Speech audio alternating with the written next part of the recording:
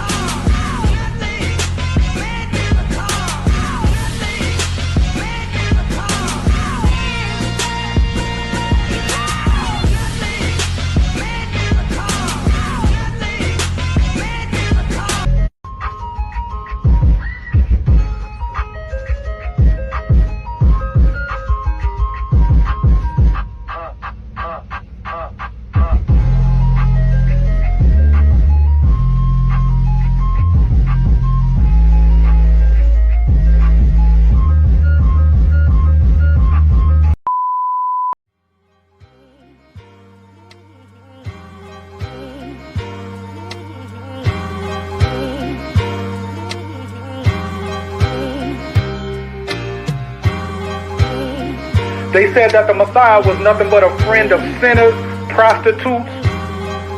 If he was on the earth today, they would call him a thug. They would call him a nigger. Because that's who he came from amongst. He rose from out of the ghettos of Nazareth. But listen to what happened to the Messiah. Because John chapter 19 verse 30, when he was getting lynched, it says, when the Messiah therefore had received the vinegar, he said, it is finished. And he bowed his head and gave up the ghost. So even the Messiah, the King of Kings, died like a nigger. Hey, 𤤔𤒄𤅅. Yeah. 𤤔𤒄𝅅 undefeated, yeah, he sits high above. He called us chosen, but we call ourselves niggas and thugs. A reproach and a byword nation show us no love. And these heathens call us criminals, but we really Jacob.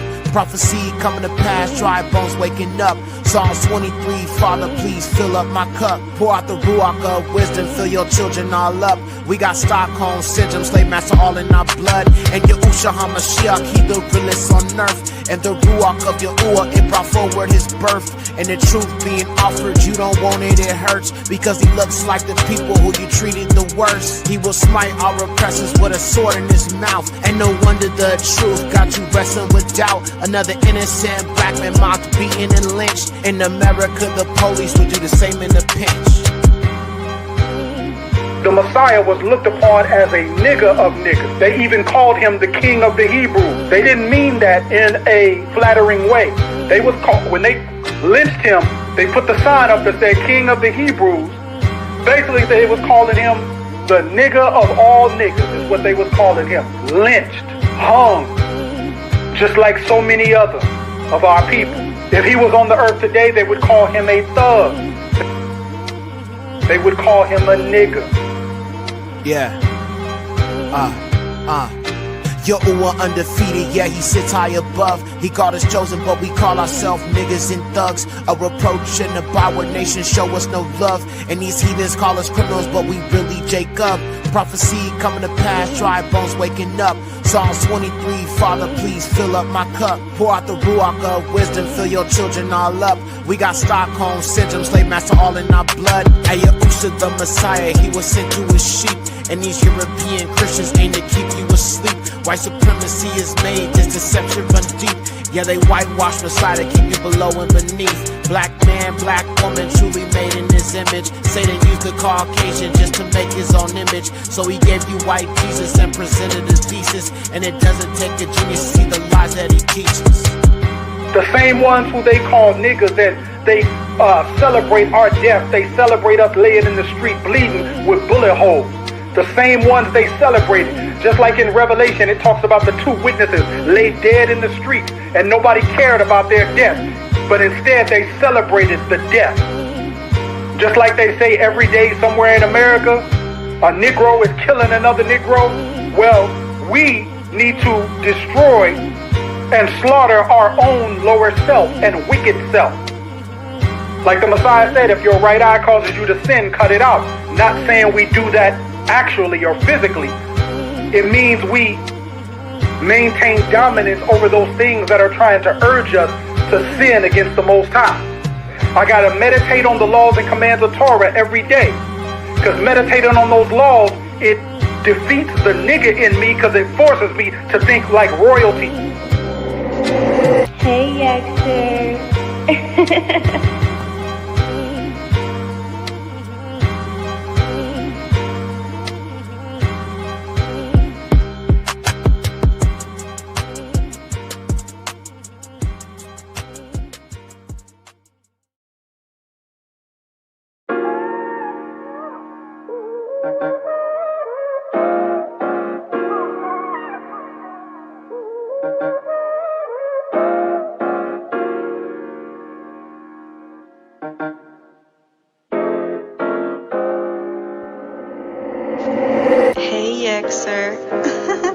All praises to the Most High, ayy, ayy. These rappers' music so dry, ayy, ayy. Homos hate the Bible cause they gay, gay. The Torah is forever, I obey, ayy. All praises to the Most High, ayy, ayy.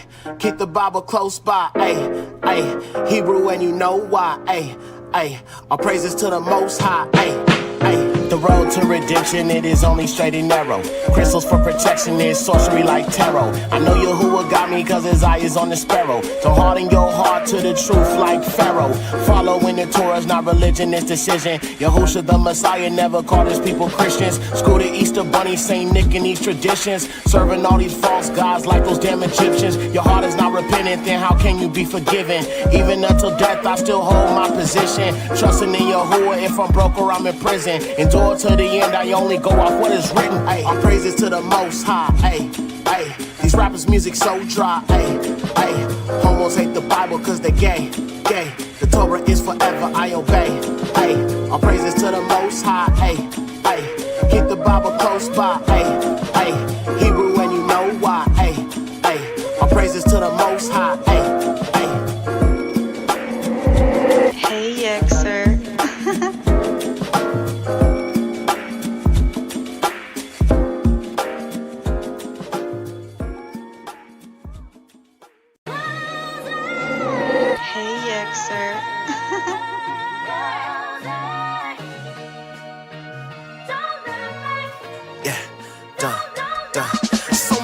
Up on the names depending on who they around. I stand on 𝐤𝐿𝐿 and 𝐤𝐿𝐿 and there is no rebound. Why you keep going to the circus if you sick of the clowns? And I don't need no validation, come to grips with it now. Follows and likes on IG, they mean nothing to me. Only making it to heaven, being deemed worthy. I don't break bread with devils, won't compromise for no bag. I ain't biting my tongue or switching up like the You don't like what I say, you can kindly unfollow. If you ain't preaching repentance, you not preaching the gospel. And I'm bold as a lion, about as real as they come. I'm going harder every album, many fear what I become. And the love is truly fake, but the hatred is real. And I'm way too controversial, but it's part of my zeal. I don't water down the word, I speak from the heart what I feel. You so used to the fakeness that you hate that I'm real.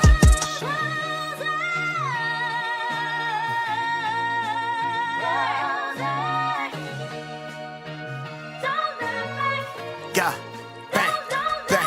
I'm just a young black king in a white man's world. Pagan pig pastors lying, slicing and dicing the word. And now the heathens all mad, I'm calling out the white man's lies. To know Messiah was a Negro hurts the white man's pride. And that hatred within is truly burning inside. Hatred of 𝐤𝐿𝐿's people get his mercy denied. And that you call Jesus had you bursting with pride. And Yahushua HaMashiach we stand firmly beside. And there ain't nothing worse than that heathen denial. And they hate 𝐤𝐿𝐿's people but claim belief in the Bible. And they lies all exposed and our freedom is frightful. And 𝐤𝐿𝐿 will judge the heathen, what he says is final. Obadiah, Nehemiah, read it all in the Bible. And 𝐤𝐿𝐿 waking us up, he gon' lead the disciples. And there's no turning back on this hill, I will die. When we cry out to 𝐤𝐿𝐿, he will hear us on high. Yeah. Hey, 𤤔𝑋𝑅.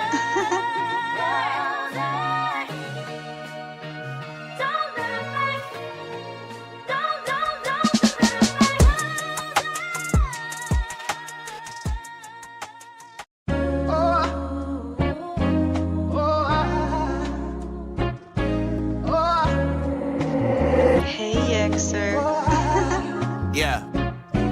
Yo, the government wants you dead, they want depopulation. The run everything, the synagogue of Satan. Georgia Guidestones are the Luciferian commandments. Censorship doesn't care about your First Amendment. Everything is a lie and you shouldn't be surprised. The ones who gave you history gave it to you compromised. Everything is a lie and you shouldn't be surprised. The ones who gave you history gave it to you compromised. Yo, the system showed its colors, started with a planned pandemic. They dumbing down the masses through controlled academics. Principalities abound all around this atmospheric. Be quick to listen, slow to speak, don't be the last to hear it. Mainstream news, propaganda, ain't no truth they telling. And these fathers not around, it got the youth rebellion. And these feds gave us crack rocks to use and to sell them. Everything is a lie, but not this truth I'm telling. Yo, the government wants you dead, they want depopulation. The run everything, the synagogue of Satan. Georgia Guidestones are the Luciferian commandments. Censorship doesn't care about your First Amendment. Everything is a lie and you shouldn't be surprised. The ones who gave you history history gave it to you compromised. Everything is a lie and you shouldn't be surprised. The ones who gave you history gave it to you compromised. They got no problem with the guns long as we shooting each other. Black culture told you not to view me strictly as a brother. Get you a little money, then you buy a chain and a whip. Guess we still slaves, our mindset and our hearts on the ship. All religion man-made, preaching doctrines of men. And Yahusha, he is sovereign, one way to Yahuwah, that's him. And he didn't teach religion, taught the laws and commandments. And his name is Yahusha, cause Hebrew was his language. Yo, the government wants you dead, they want depopulation. The run everything, the synagogue of Satan. Georgia Guidestones are the Luciferian commandments. Censorship doesn't care about your First Amendment. Everything is a lie and you shouldn't be surprised. The ones who gave you history gave it to you compromised. Everything is a lie and you shouldn't be surprised. The ones who gave you history gave it to you compromised. Yo, the law ain't done away, not a yard or a tittle. Heaven and earth, they passed away, keep his laws, it's that simple. And Yahuwah doesn't love all people, that's Psalms 5:5. Only ones who truly love him, with them he will strive. I don't care nothing about your white history books. They never mention colonization in them history books. And no president gonna save you cause they all in cahoots. And they all serve Satan, just puppets in a suit.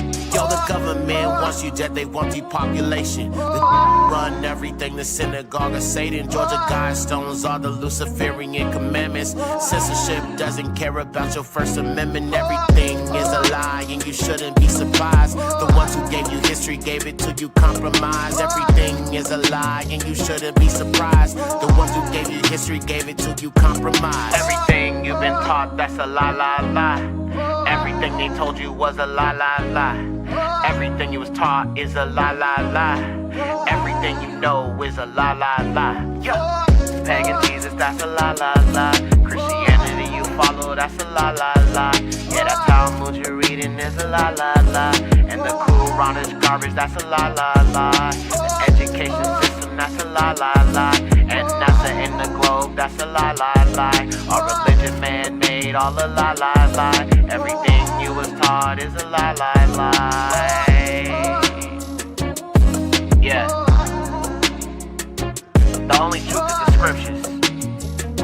All esteem to Yahuwah, Yahusha. I'ma let this ride out.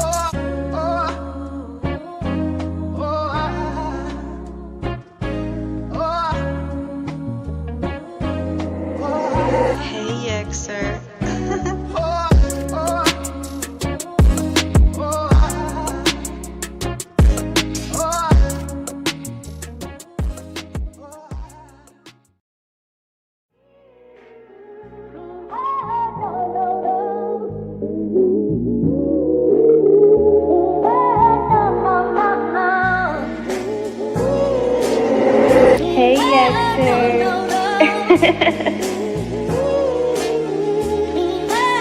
𤤔𤋅𝐿. Yo, I rest on the seventh day, it surely isn't Sunday. One path to Yahuwah and Yahusha is the one way. Narrow path, step and stay on track like a subway. Yahusha crack the sky with the Malakim someday. Dietary laws, ain't no eating swine flesh.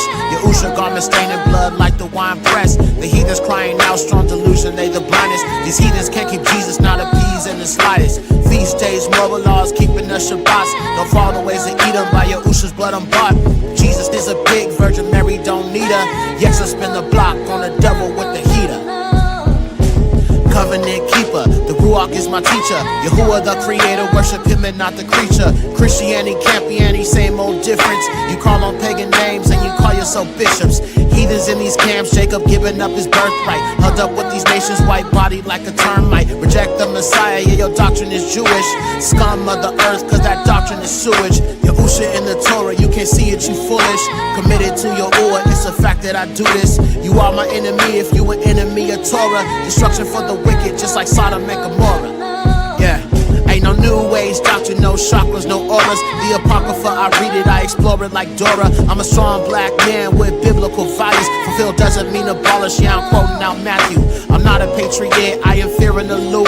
24 and forever, my king is Yahusha. I don't care about America, she surely gon' fall. And the ops gon' hate you when you Kadashi you called. Yahusha 24, always and forever. To Yahuwah I surrender, my life has been better. Put no trust in no man, or you are a curse. All esteem to Yahuwah, ayy, I put him first, yeah. Whoa, ayy.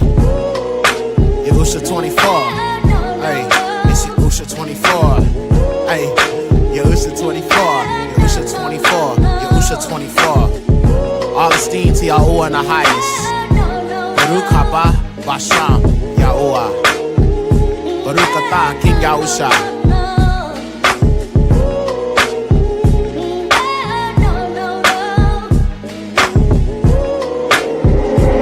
Hey,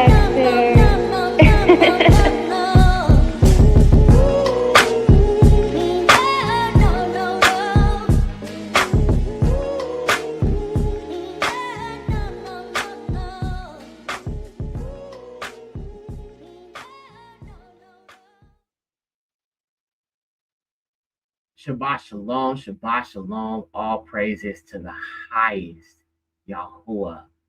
Before we jump into this, can I get a mic check? 1 2 1 2. Mic check 1 2 1 2. Yeah. Hey.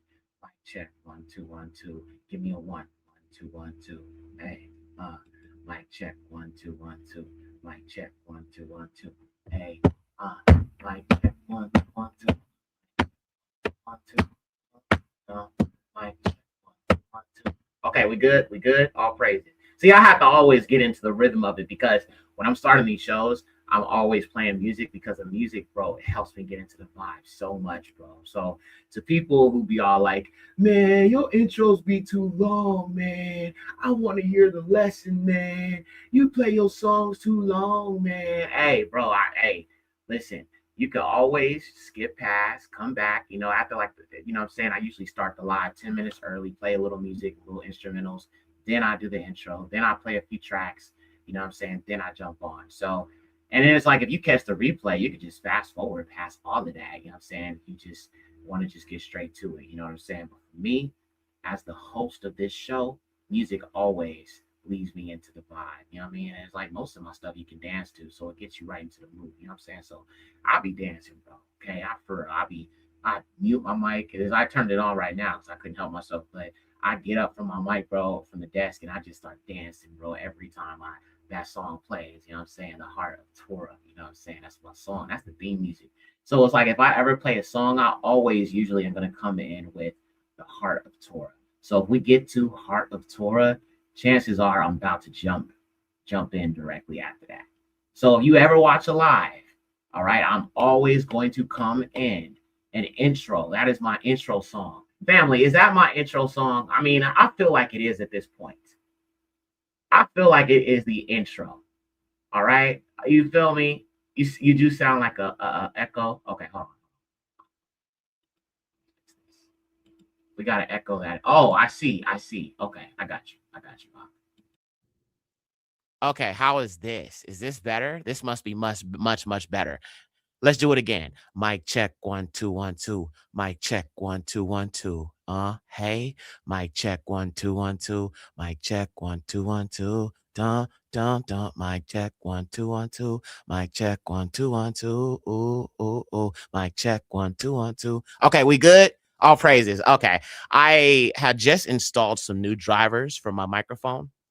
And so I forgot that I had to switch it over when I'm doing the recording because I just installed these new drivers to update my USB interface that the sound is going through into the microphone. So I had to make sure I switched it over, but it sounds much better. All praises to the highest Yahuwah. Wonderful. Okay, fam. Shabbat Shalom. Thank you guys all for joining me. Let me get my shouts outs before we get into this. And actually, very quickly here, let me I know I gotta have my little music. It's such a vibe. You feel me? You gotta have the vibe. You know what I'm saying? Let's do what beat? Okay, we'll do the trap soul. All praises. So look, let me go ahead.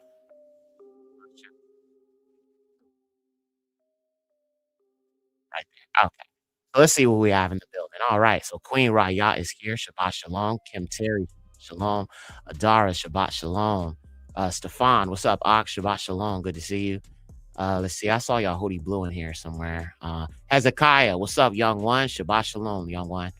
Let's see. And the chat is going crazy. All praises. Okay, hold on. I'm trying to get all my mods. Torah Train Kids. Shalom, Sister Hadassah. Good to see you. Shabbat Shalom to you. Much love. Let's see. Okay. I always get my mods first, y'all, so I'm not ignoring everybody else. I just always do that first. You feel me? Stream Elements is in the building. Nah, I'm just playing. Might as well. That nigga's always here. Y'all, who do you blue? Shabath Shalum, sis. Okay, I think that's all the mods for now, if I'm not mistaken. Yeah, that's pretty much everybody. Okay, all right, let me get the everybody else. Be Ready is in the building. Shabath Shalom to you. All praises. Severed 89 is here. Shabath Shalom. Let's see. Abigail, Shabath Shalom. Margaret, Abi Yahoo, Shabath Shalom, sis. Charlene, Shabath Shalom. Big Dennis, Ak. I don't know if I got you, Ak, but Shabath Shalom, my brother. All praises to the Most High, big homie. Good to see you. All praises. True Judah 2500. What's good with you, man? Shabath Shalom. Let's see. Robin, hey sister, good to see you. Barak Yahuwah, Barak Yahusha. Shabath Shalom to you. Prophet Scout King. Interesting name. I like when Shawty says, "Hey Yaxer." Hold on, wait. You talking about? Oh wait, okay. You must be talking about the tag. You talking about this right here? Hey, Yaxer. This thing? Yeah, you know what I'm saying? I've always loved, you know what I'm saying? Actually, hold on, wait, let me turn it up. You know what I'm saying? Gotta make it official right here. This is the official thing. You feel me? So you gotta always have that intro. You know what I mean? Straight up. Hey, Yaxer. Yeah, you know what I'm saying? You always gotta have that on every song. You know what I'm saying? Put my name on it because, you know, people really be trying to steal what I be doing for real. So I have to always protect myself as a creative because people always be trying to take credit for the work that I put in, bro. You know what I'm saying? But all praises. Appreciate you. All right, let's see who else we got in the building. Shaul Obadiah. Shabbat Shalom to you. All praises.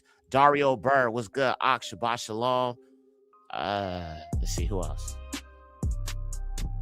I think I got mostly everybody. If I didn't get you, I apologize. Hold on, let me see. Okay. Sherry Stone, Shabbat Shalom. Dario says real rap. Hey, I appreciate you. Everything is Alive is one of my favorite songs. You so used to the fakeness that you hate that I'm real. Straight up, bro. Straight up. Like, Don't Look Back, like that song, I had made that like when I was kind of coming into understanding about these folks.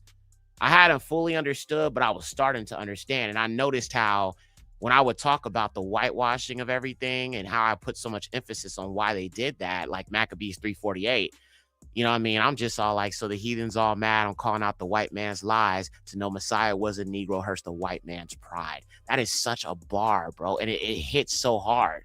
You feel me? Like, that's a quote. Like, I'm going to probably post that quote on social media or something like that. But that is such a true thing. And when I was penning them lyrics, bro, that's exactly like what I felt when I said it. I got to say, it's like, now the heathens all mad. I'm calling out the white man's lies.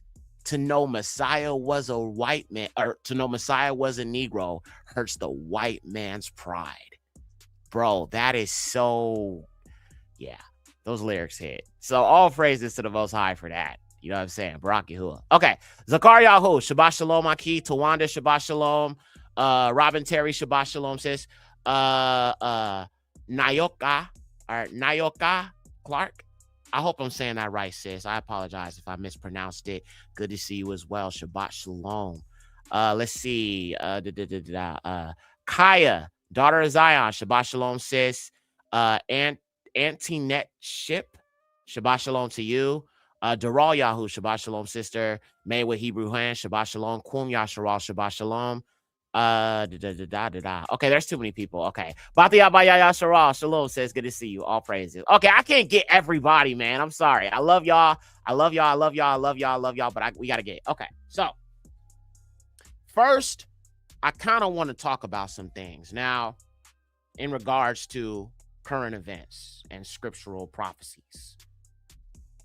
Now, we all know that the Revelation 2:9-3:9s, the people who call themselves Jewish, we know that they are expecting a false Messiah, right? Are we in agreement that there's going to be a false Messiah that the Ish people will accept, that they're waiting on, that they speak about? We know it's not Yahusha. Had to be Edomite just as much as they are Edomites. We all agree on that, right? Okay, wonderful.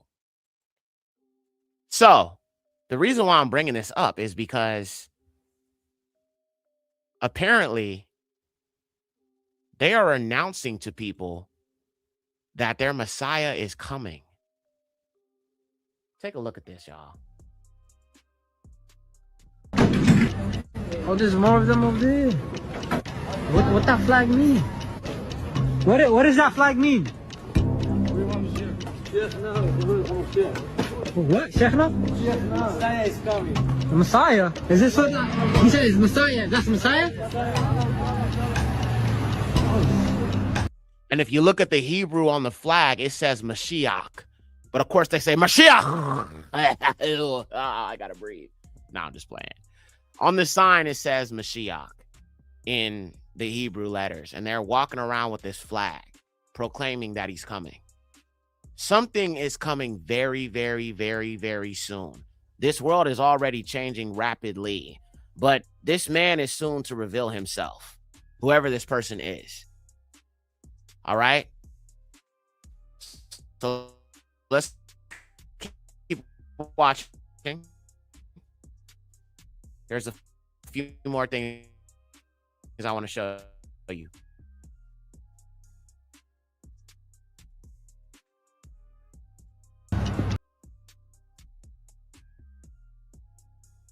All right, let me try to bring this back up again. He said it's Messiah. That's Messiah?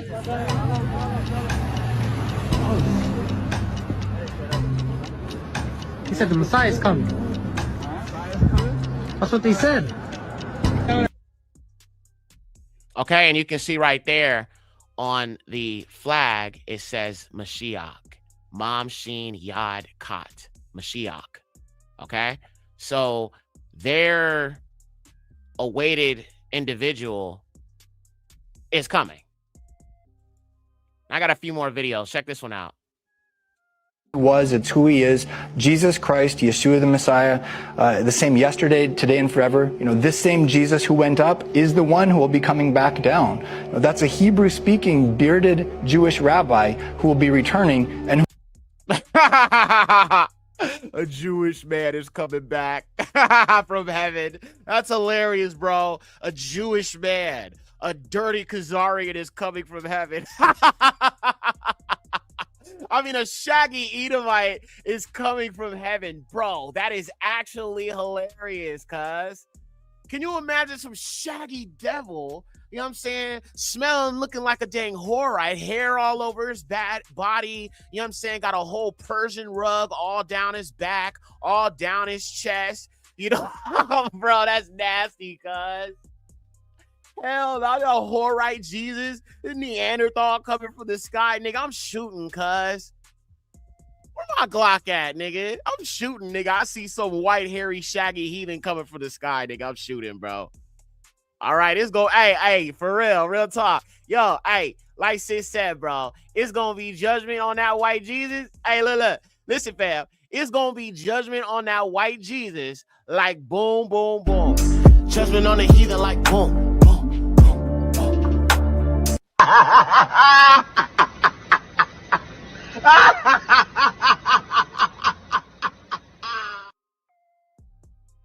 You feel me? Like, I mean, man, it's a wrap. You feel me? But yeah, so some Jewish white man is finna show up in a minute. and we all want to be ready for that. I want to be ready for that. Okay, let me rewind a little bit here so y'all can catch what he said. One who will be coming back down. That's a Hebrew-speaking, bearded Jewish rabbi.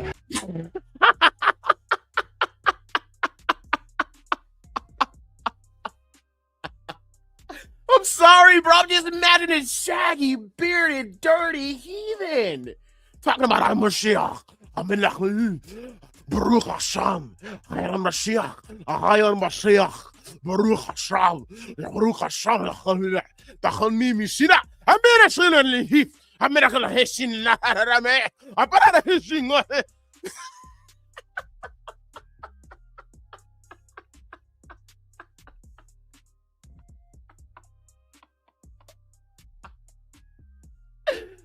Oh man, that's just too funny, bro. It's already yelling in German, or like the Yiddish Hebrew with the freaking, the Germanic dialect sounding like a damn straight from Germany coming from this guy, the freaking Indo-European Yiddish.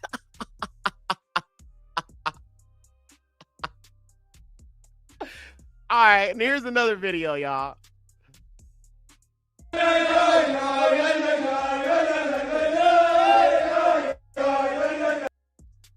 Okay, so you can see on the flag it says Mashiach.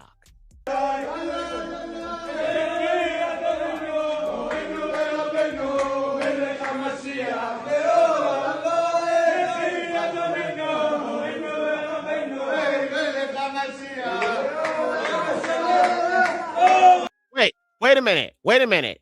Why is there Arabic writing on the back of that flag? Y'all peep that? Okay, look, family. The one with the flag with the crown on it. Now it says Mashiach in Hebrew on one side. And on the other side, it says what they would say Mashiach in Arabic. So what does that tell you right there? This has something to do with the Muslims as well. So whoever this man is will be accepted by the Ish people as well as Islam. So this is a message they're sending to their people as well as the Muslim community. So I find that to be very, very, very, very interesting, because you can see it right there on Arabic, and that's not Hebrew right there. So so this anti-Messiah family is going to lead this consciousness, this New Age consciousness. I talk about New Age a little bit here on this channel.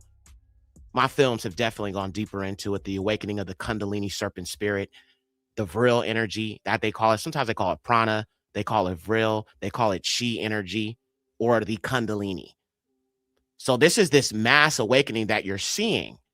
And now we talked a little bit about 𝐤𝐋𝐿. I talked about it on my Patreon show because it's a little bit more uncensored, but she did this Christian conference recently. And there definitely seems to be those wheels turning in regards to this one world religion that's taking place.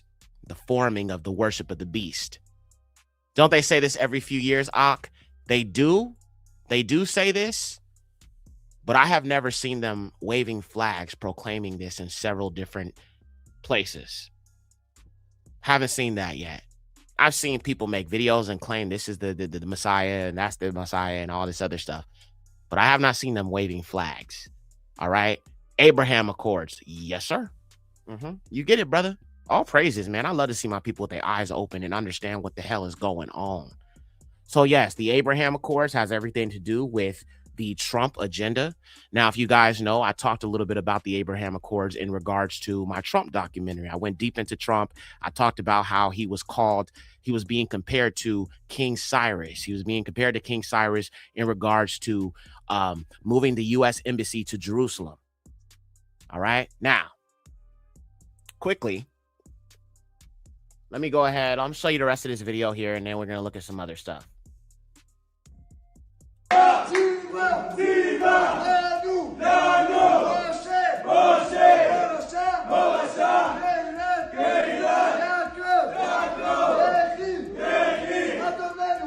I know it's stinking there, bro.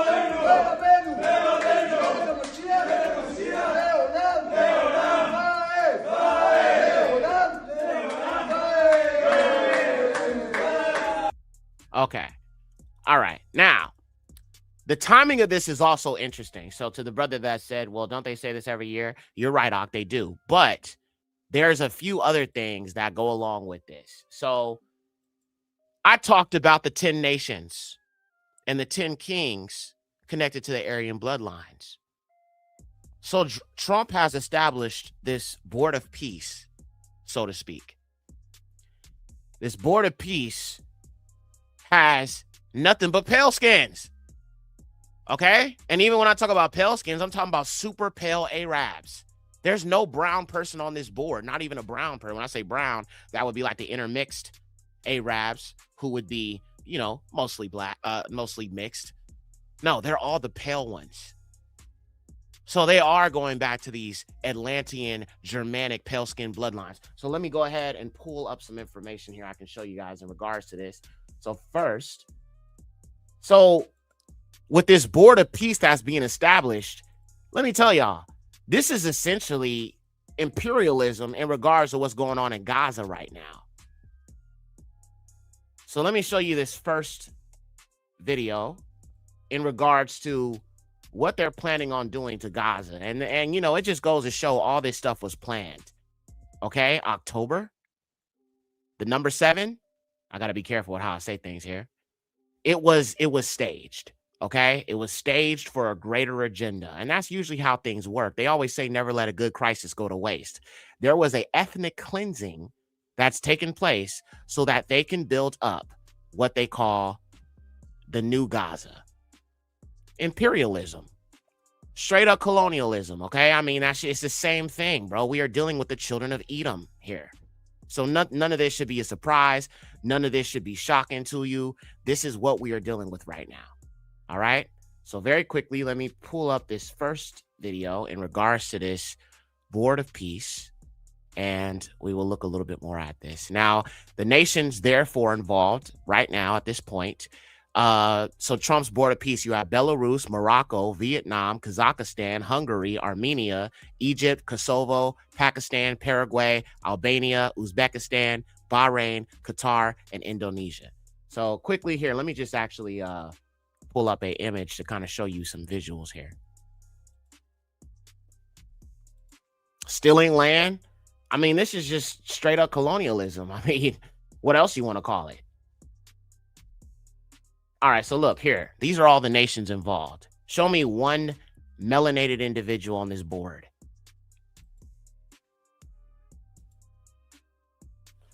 I see nothing but pale skins, cuz. I see nothing but the serpent seed on this board. I mean, am I missing something? Right. What else is new, right? Exactly. It's nothing. I mean, nobody should be surprised by this. Not a person on this earth or in this chat, at least in this chat, should be surprised by who's the face of it. Let me show you something else here. So this is a colonial effort to turn basically Gaza into a way to make money. Somebody posted this meme. This is actually pretty accurate, I'd say.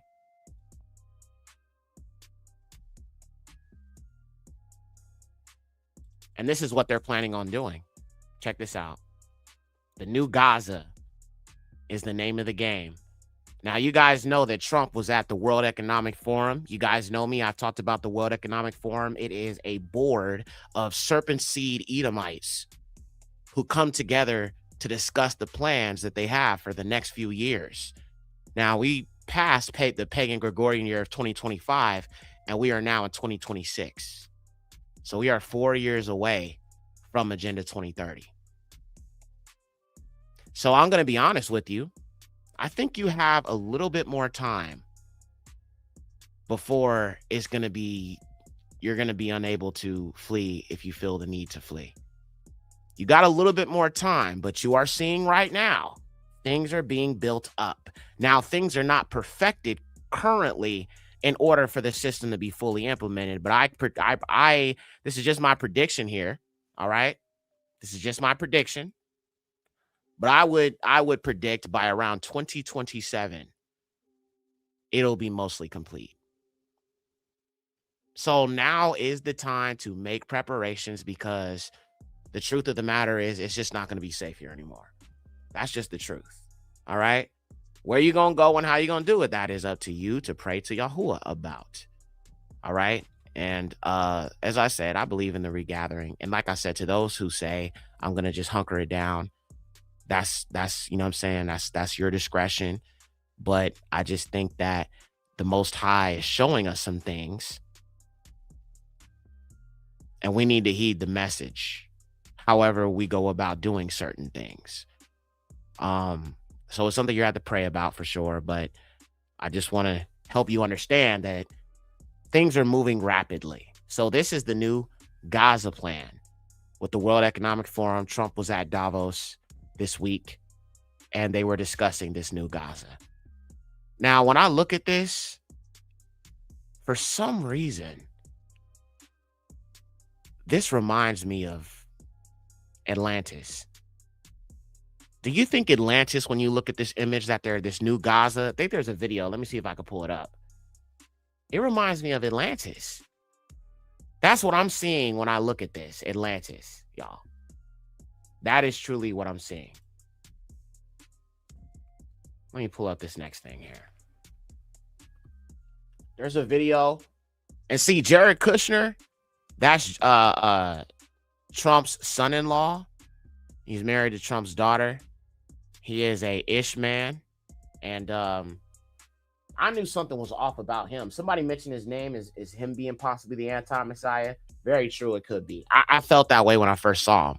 Of course, we have all these theories, and I hate kind of really dilly-dallying on that, because it's like, it's just fruitless conjecture until we really, really know. But the pieces are being put together. And considering that they're saying that somebody is coming, then that means we don't know who he is, and he hasn't been revealed yet.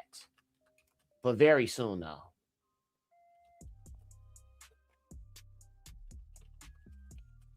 All right, let me pull up this thing. If I could try to find that video in regards to Gaza and what they're doing to it. Okay. All right, let's see here. I think it's this video where he discusses how they want to, level it, and, it has a lot of potential and all these other things. Okay, right here. Here we go. 𤤔𤋅𤌌. Okay, so let me pull up this next video. Jared Kushner discussing Gaza and how he says that it has a lot of potential. Now, y'all know what that means. I mean, this just reminds me like the Berlin Conference where they carved up Africa. Same thing. We brought in, I think, 𤤔𤋅𝐿, who's one of the most successful real estate developers and brilliant people I know. He's volunteered to do this, not for profit, really because of his heart. He wants to do this. And we've developed ways to redevelop Gaza. Gaza, as President Trump's been saying, has amazing potential. And this is for the people of Gaza. We've developed it into zones.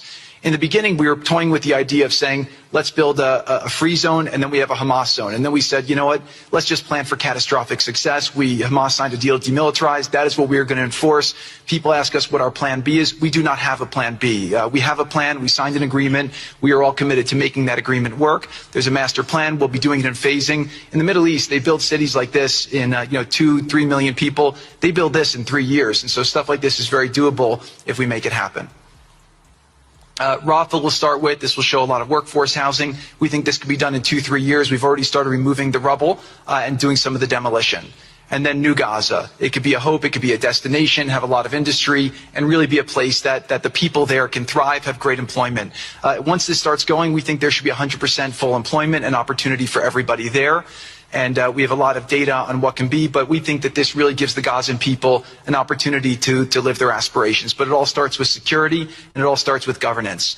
Final note I'll just say on the Board of Peace, which is that all the lessons we're doing is we're basically studying the best practices from all over the world, and we're watching who does education the best, who does healthcare delivery the best.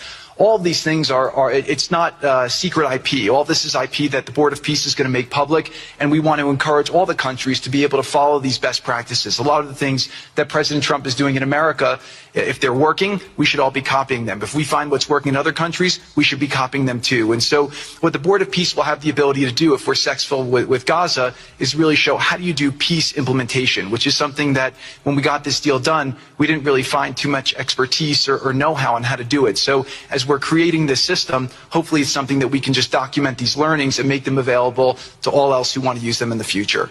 So demilitarization, this is something we're starting now that we have a new government in Gaza. This government will be working with Hamas on the demilitarization to really take the principles that were agreed to in the document to the next phase, and hopefully that will be successful. Without that, we can't rebuild. So if Hamas does not demilitarize, that will be what holds back Gaza and the people of Gaza from achieving their aspiration, and that's very important.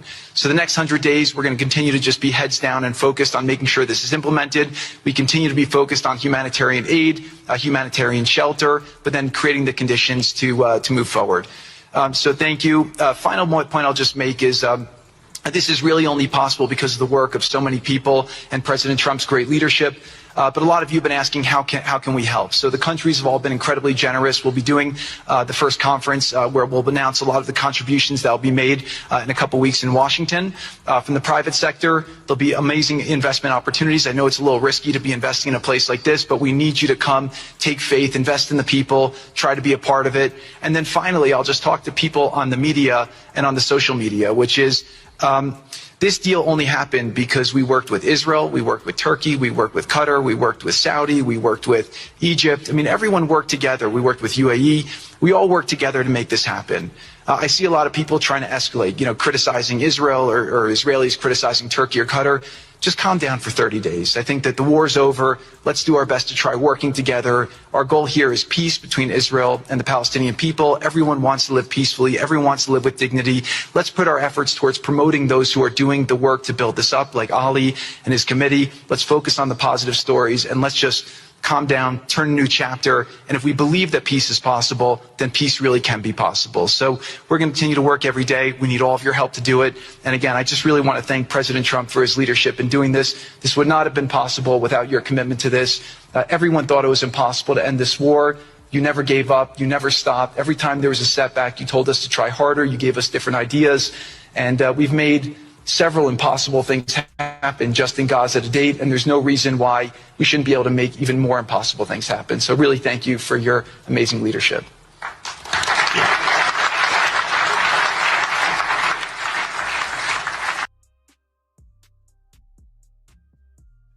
Okay, so that takes me directly to Scripture. Let's get to it.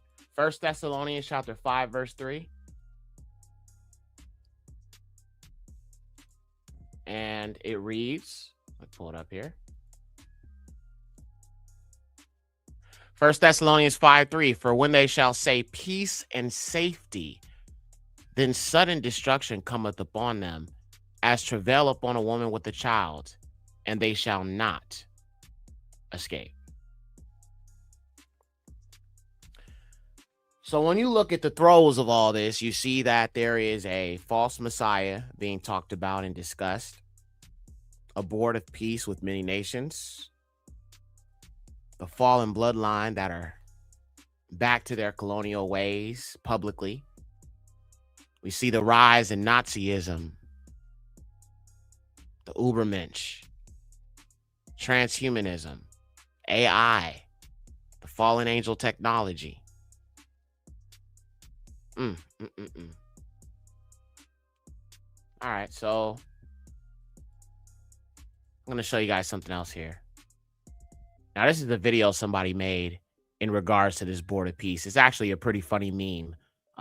Check it out. I think it's very telling. I think this illustration is very, very accurate.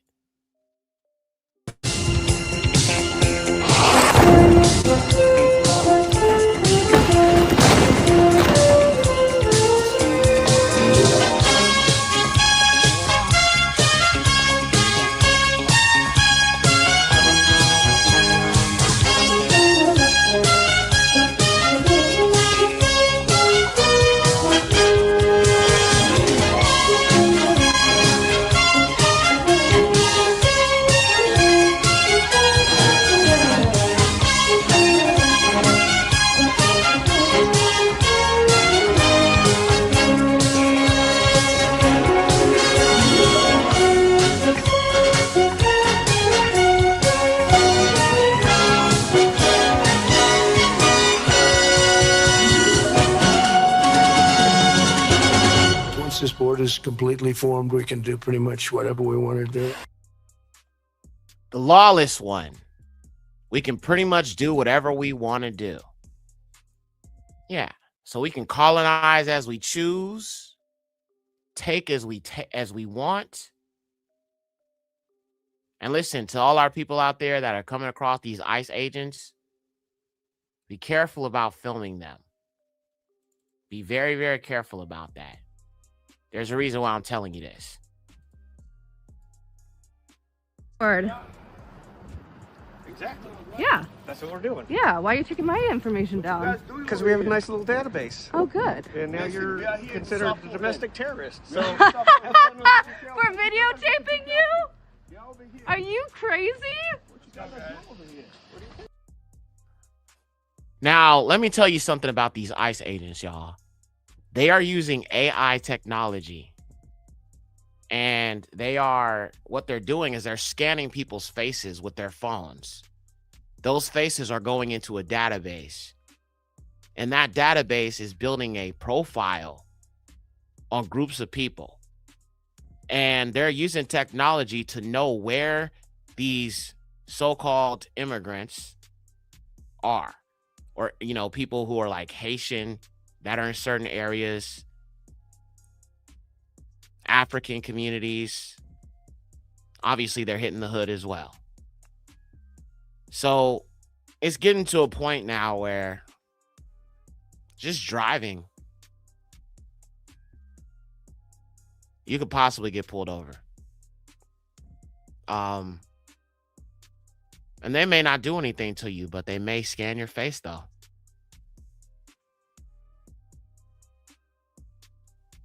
And they have total immunity as well. So when you're out here in these streets, you got to move with caution. But I think that goes without saying, right?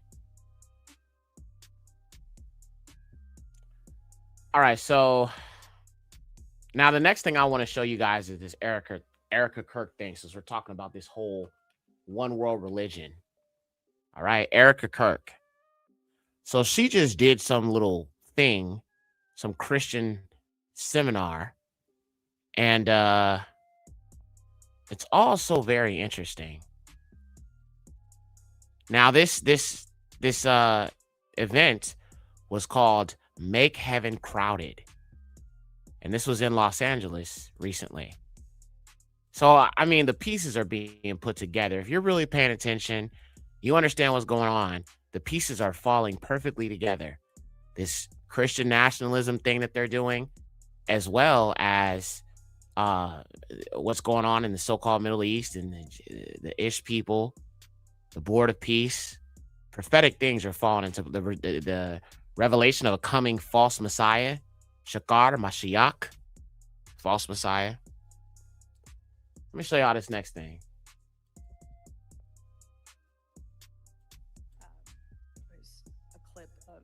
Rachel Maddow and Jimmy Kimmel. I can't even believe I'm saying their names in a church, but together. But it was interesting because he asked her the question, do you think these protests are helping? Personally, I do not. I think it's demonic. But I understood the sentiment of what she said. She was trying to explain the 3.5% rule. And she was basically saying that, in political science jargon, she was basically saying that when you have 3.5% of the population protesting peacefully, and you're in non-violent protest mode, it is very hard for that to go unnoticed. And it's very hard for that to be tucked back in. It just kind of sparks.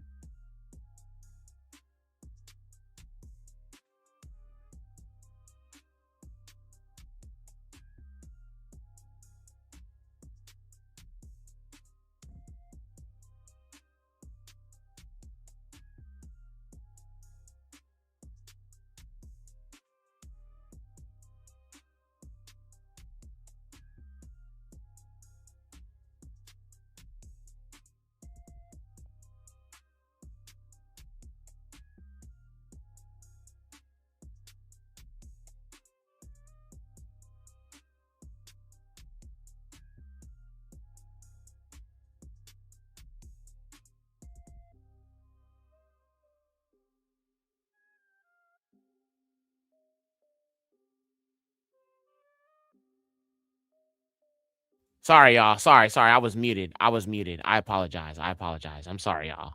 I'm sorry. Yeah, my bad.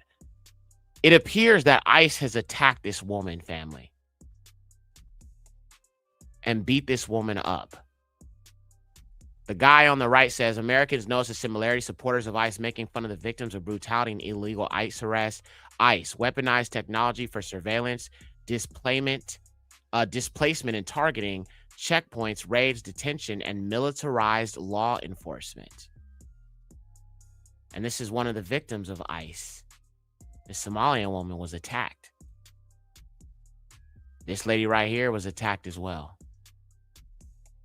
Oh, it's getting serious. Now, let me scroll back up here, actually, to what I was showing you when I was muted. Let me go back. So this says, ICE is rolling out iris tech called Morris, capable of identifying individuals in seconds from virtually anywhere, scanning 265 eye points. It's more accurate than fingerprints and links instantly to arrest and immigration databases. And this is called biometric intelligence and identification technologies. And this is the U.S. Immigration and Customs Enforcement. Somebody said that's makeup? Okay. I hope not. I mean, I've seen videos of them beating people up. I don't think this is. Well, okay, Lila. So what it looks like here is this lady, went through something and then, okay. I see what you're saying. So this is somebody making fun of this lady right here. And this one is a lady who was beat up by ICE and this man making fun of her. This is evil, y'all. This is so evil. Wow. But this is Republicans, though. And look at this Yahudi doing that. And I think he's like a conservative and he's gay. Look at him. Sissy. Let's see if we can find out more about this tech. All right, here we go. 3 ways ICE uses tech to track you. Palantir Elite, a map of names, photos, and confidence scores. Stingrays, vans that mimic cell towers to intercept your data. Mobile Fortify, rapid facial fingerprint scans on the go. Stay informed and safe. All right, I guess this guy's going to break it down. Here are 3 apps that ICE uses to find and arrest undocumented people. The first app is called the Palantir Elite app. Now, what it is it's basically a Google Maps. You can scroll through the map and there's little dots there and you can pick one and there will be your name and a photo. This happens if you had any interactions with immigration court or border patrol or something like that, then more than likely it took a photo of you for your release or for some other reason, and your name is also attached to that photo. Now, also along with that is your address, and attached to that address is a confidence score. The higher that score is to 100, the more likely it is that you live there. Now, the second app, or actually piece of tech that they use, are cell tower simulators, or stingrays. Now, the way that works is that everybody's phone at all times is trying to ping a cell tower. That's how you get the signal. That's how you're watching me right now. Now, if there's an ICE enforcement action, ICE has these vans that will pretend to be a cell tower, and they automatically route all of these cell phones in that vicinity towards that van. Then that van will then send the signal to the actual cell tower, so your cell phone service is not interrupted. However, because they're being used as an intermediary, all your text messages and phone calls go through that van, and they can see what you're texting. In theory, I'm actually not completely sure because a lot of this is confidential. Even in court cases, they refuse to say how this actually works. But in theory, they can see your text message and phone calls. And when there's an operation and one of those vans is present, then all your texts and communications are there. So if you start texting, oh, Migra's here, I'm going to go to my house or whatever, they can track you based on that activity through your cell phone. Because again, you're sending that data to that van and that van is sending it to the actual cell tower. They're the intermediary, they can see everything. Now, the third piece of technology is Mobile Fortify. That's what you see all the time because they use it all the time. They take out their cell phone and they scan your face. They can also scan fingerprints. If you've had any interaction with USCIS or the immigration court, something, then you're registered in their system as having applied for an immigrant benefit or something like that. They will know whether you're documented or not. Same thing for arrest records. There's FBI records they can access.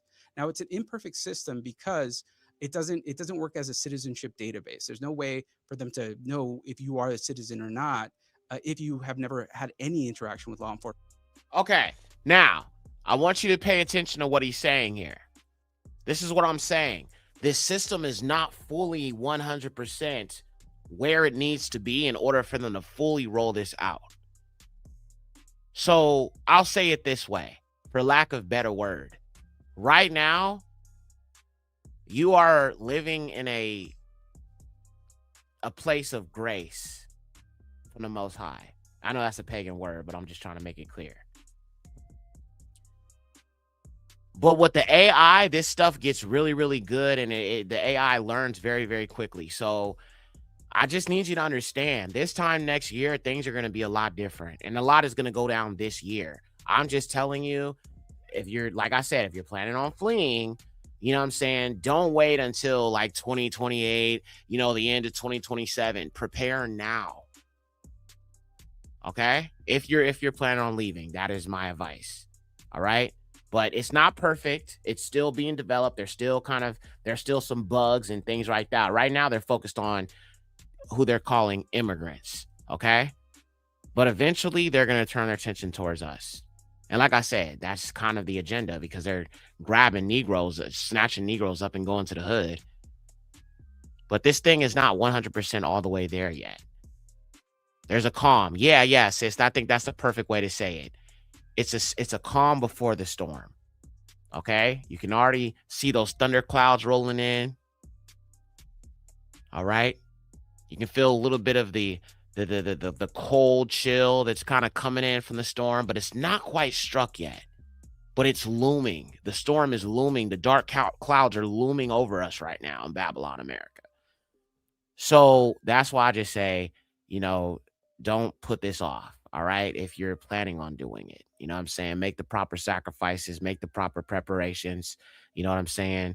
Like I said, get in contact with some people on the continent if you can. A lot of y'all are on Facebook. There's plenty of Bantu groups. Go find some Israelites. Go find some Bantus in the continent. You know what I'm saying? Or go find some Yahudim that might be scattered. People in the islands. Bro, our people are everywhere, man. I'm telling you. That's why I make it I make a valiant effort to keep in contact with Israelites in the diaspora. You know what I'm saying? In any type of way, shape, or form. You know what I mean? So, yeah. So just understand, it's a calm before the storm. I'm not saying it's all going to go down like this year. But as we get closer to 2030, that probation period is going to close. There's still so much more they have to do in order for this to really, really go down exactly how they want it to. In order for them to shut down the dollar and collapse the economy, there still has to be some things in place. And the AI is not perfected yet. It's not. So there's still some ways to go. But they're definitely moving very, very quickly to get things done. So I think by 2027, 2028, it won't even be fully 2030 when you start really seeing the full implementation and everything of what's coming. And that's why they keep on putting emphasis 2030, 2030, 2030, 2030, 2030. Matter of fact, all right, let's finish this video, and I'm going to show you a video about Agenda 2030 in case you don't really know much about it. Give me a 1 in the chat if you are not familiar with Agenda 2030. You've heard me talk about it, but you have no idea what it actually is. Give me a 1 in the chat. Because I need you to understand the timing of it and why I keep mentioning Agenda 2030. If you know, all praises to the highest. But to those who don't know, I'm trying to educate you. All right, let's finish this up. At all. Because like when you become a U.S. citizen or when you were born into citizenship, they don't automatically take a picture of you as a baby and they don't refresh that picture. Okay, y'all all know. Okay. And they also don't check. If you don't know, give me a 2. Nobody has ever done my fingerprints because I've never been arrested. So it's an imperfect system because they can't actually verify whether you're a citizen or not. But if you have had any interactions with ICE or CBP or something like that, they can see that you're outside of status if you have been placed into that system. Now, another thing is false positives with Mobile Fortify. It's been shown that if you're very brown or a woman, you are mistaken for somebody who's undocumented because of a false positive. Okay, so false positives. That means that this system is not fully there. Okay, so 2 said, okay, so there's a few people who don't know what it is, but a few people do. Or mostly everybody knows. Okay. So let me pull this up and I'll show you a little bit about what Agenda 2030 is so you can understand why I keep mentioning this. So originally it was called Agenda 21. So I'm going to show you a quick video about Agenda 21. And Agenda 2030 is the same thing. They just rebranded it because too many people are waking up. That's why, you know, they're very careful about saying New World Order. Now they call it the Great Reset. So all they do is just rebrand stuff, but it's still the same agenda. You know what I mean? They just give it another name to kind of try to hide the truth from people who are, you know, starting to understand what's really going on here. So let me show you this quick little video about Agenda 2030 or Agenda 21. So let me just give you a brief synopsis. So Agenda 21 is the United Nations plan to control all natural resources and people, known as the Sustainable Development Plan. And this is taken directly from the United Nations Department of Economic, Social Affairs, Sustainable Development's website. And that's the video I'm going to show you real quick here. All right. Now, from the onset, they say they're going to eliminate poverty. There's going to be no more poverty. Everybody will be given a chance in the economy and all these things. But of course, there's always caveats to this. Okay. So let me go ahead and show you this real quick. Don't be deceived by the language and how cutesy this little video is. It's much darker than you realize. All right, here we go.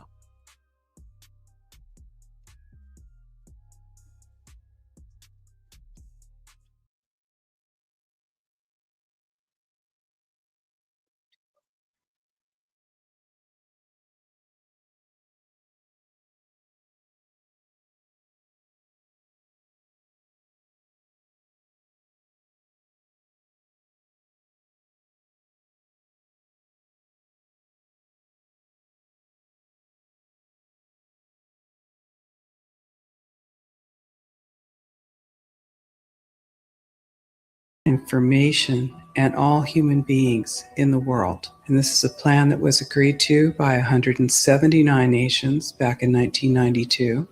It's a United Nations plan. It's called the Agenda for the 21st Century.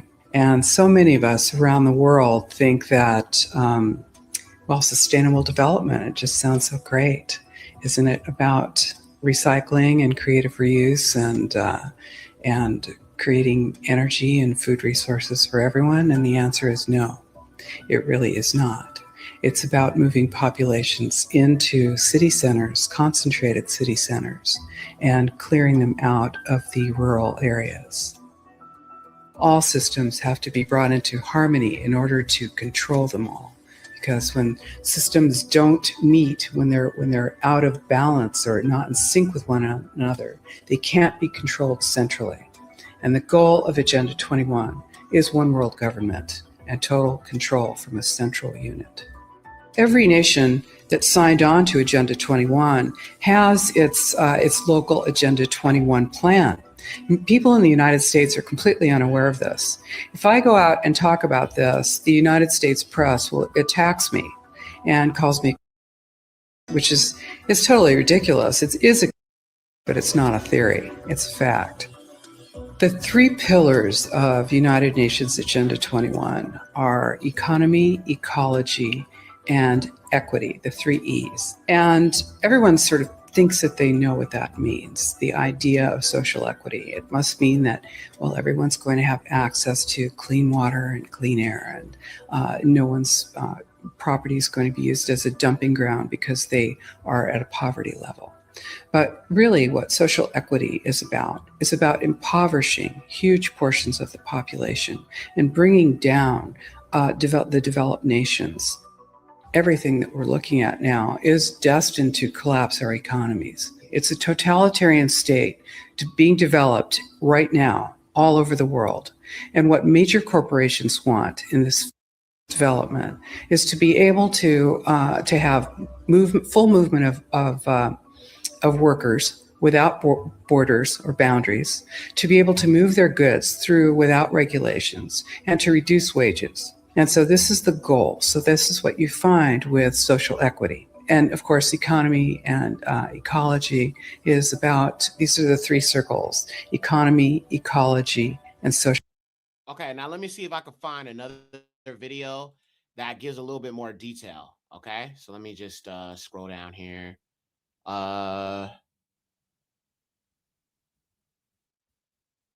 Okay, here we go. Here's another guy describing it. And Agenda 21 is kind of a code name for a master plan originated at the United Nations to change the political and economic system of the world to one of total collectivism. And in order to do that, people must. Black to My Roots says, how long you guys been live? You didn't know I was live. I've been live about an hour and 23 minutes. So yeah, you missed a good chunk, but that's all right. You know what I'm saying? You're here now. Shabath Shalum, sis. Not be allowed to have independence. They must be dependent on the state for everything.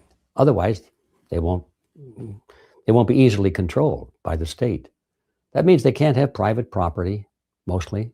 They cannot have land of their own. They have to live in preferably high-rise apartments that are provided to them by the state as a benefit, so to speak. Oh, good, we got a free apartment. But these people at the top want all humans to be dependent on the largesse of the state. That means that they don't want anybody living out in the boonies. Anybody that's got a couple of acres of land and his own water supply and can grow his own food and that kind of thing, or have some sheep or some chickens, these people are a threat to the collectivist society because they aren't going to go to the politicians and say, please feed me, please clothe me, please give me shelter. They tend to be independent. That's the secret behind Agenda 21. They want people out of the country. They want corporations out there growing all the food and that kind of thing, but they don't want anybody living out there because that way they cannot be controlled. In order to control mankind, we have to get them all into the big cities. We have to rack them up and stack them up, get them dependent on the state for their food, their shelter, their electrical power, their water, everything. That's the dirty secret behind Agenda 21. Okay, so it is a system of control. That would be the best way to break it down. In layman's terms, it is a system of totalitarian control.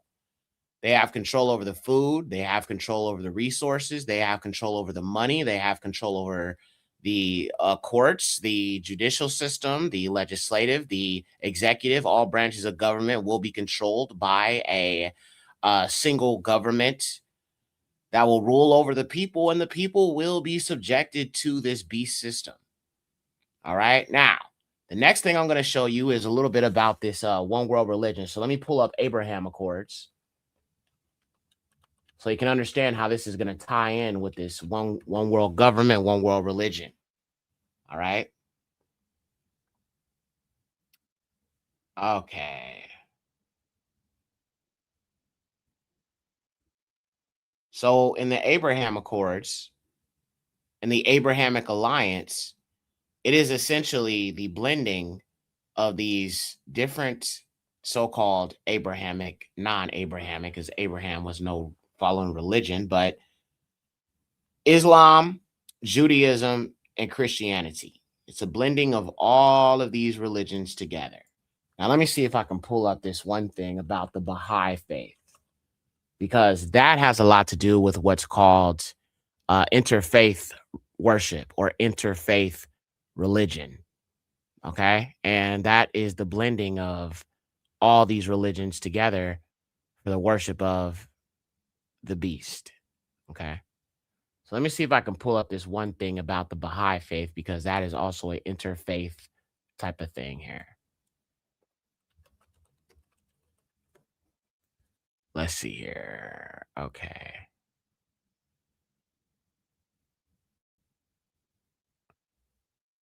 Okay. So let's look at this. And this is a news clip from CBS.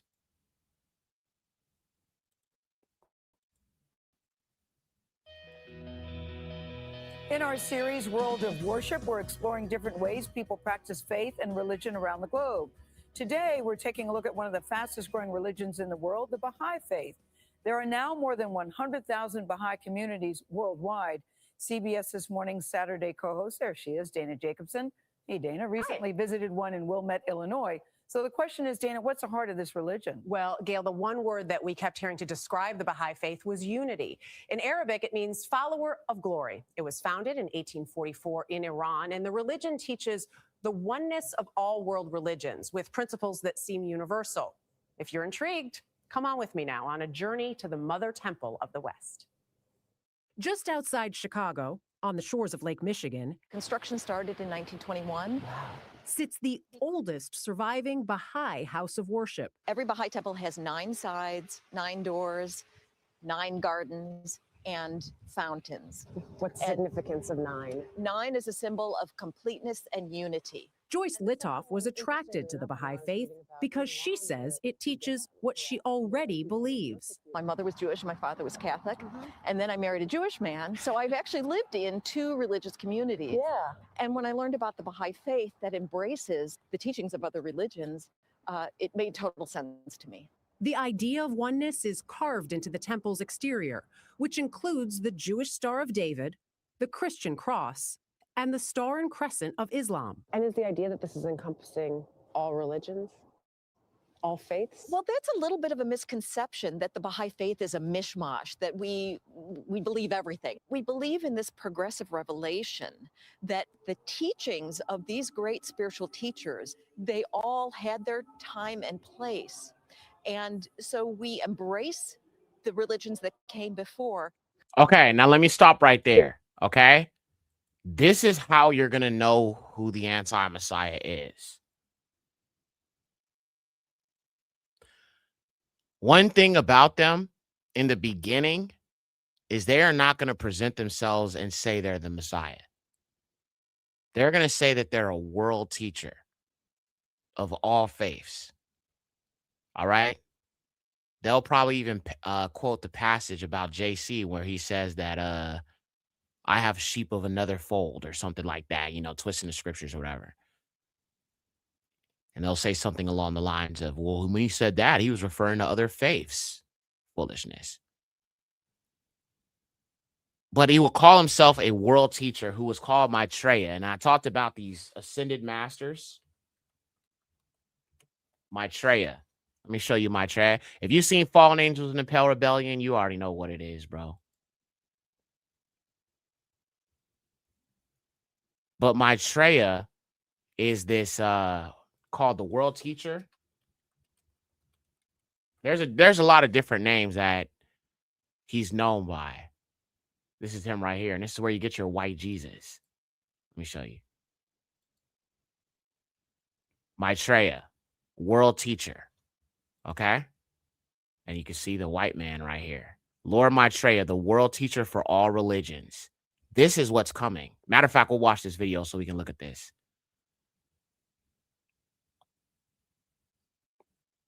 All right, we're going to look at a few videos. Now, when you think about, now here's another guy called Sanat Kumara, who is also another name for this deity. Sanat Kumara, who's also this pale-skinned, blue-eyed, blonde-haired creature. This thing, okay? I mean, this goes back to the Aryans, bro. That's what I'm saying. It's the fallen bloodline, bro. So this character would have to look like this and come from these, like, Nephilim, you know what I'm saying, bloodlines, the Nephilim seed and the fallen bloodline. So we know that there's some blonde-haired, blue-eyed individual that's going to show up very, very, very, very soon. Okay? So Sanat Kumara. And then another one is also, so you have Sanat Kumara right here. And then if you look at the Palladians, right? We talked about them.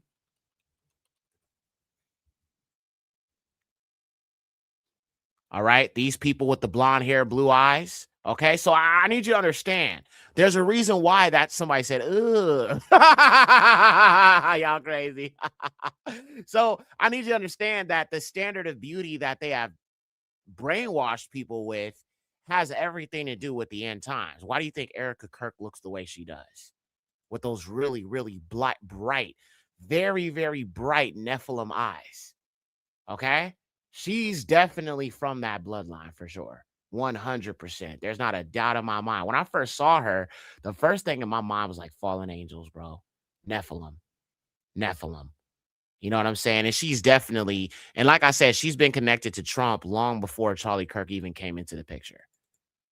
There's something very, very demonic about that lady, bro. And I can't really, I mean, other than the fact she's of the fallen seed, I can't really tell you anything much more than that. So let me see. I'm going to pull up something here. We're going to get to the next thing in a second here. Hold on a second. Let me just go to her again. Just pay attention. It's just something is off about this lady, man. And I think she could be, because I talked about, remember how I played the video of that one lady, I forget what her name is, but she was saying that she prays to God and Charlie Kirk, right? And I talked about how Candace Owens is pushing this ideal of talking to the dead, necromancy.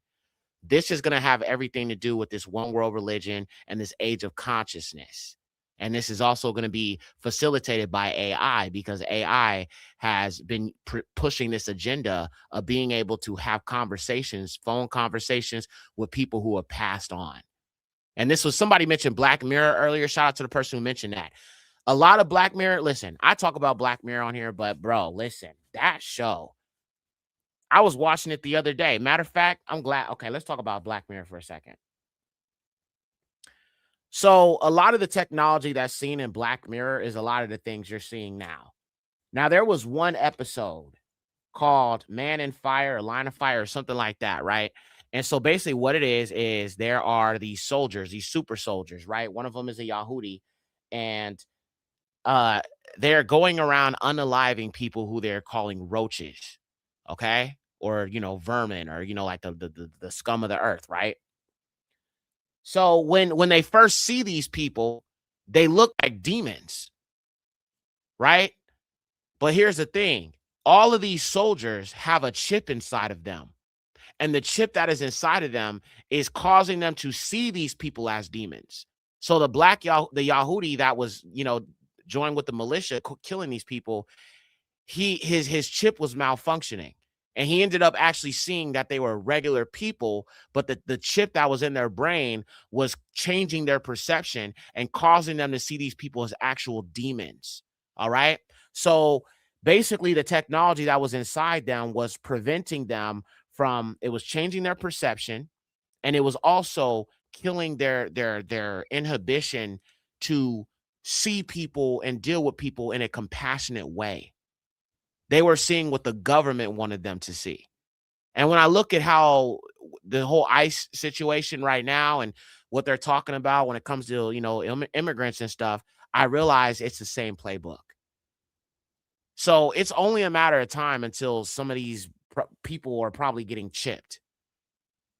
Because if we're talking about AI, listen, they're using phones and all of that. And like I said, even Agenda 2030 says there's not be no more cell phones. All right. So this system still got some ways to go. All right.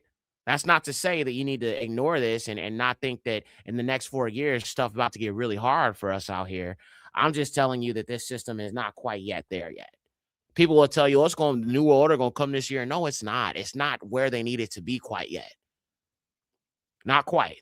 But you can see they're putting the pieces in place. So let me show you 𝐤𝐋𝐿 here. His submission to the will of God. Bro, look at her eyes. This is a demon. This is a demon in a flesh suit. This woman is from the fallen, homie. Look at her eyes. And this is the standard of beauty that they, you know what I'm saying, hold to. And like I said, look at her and then look at these Palladians, okay? She's probably connected to these tall whites. Probably. Look at her and look at these Palladians. Let's do a compare and contrast. So look at her. Okay, get a good look at her. Put her image in your mind, okay? Now look at these Palladians. Bro, same thing. She is probably from the tall whites. All right? So look, let me scroll down. Okay, you see all these blue eyes. Okay, so we could use this one as a reference point.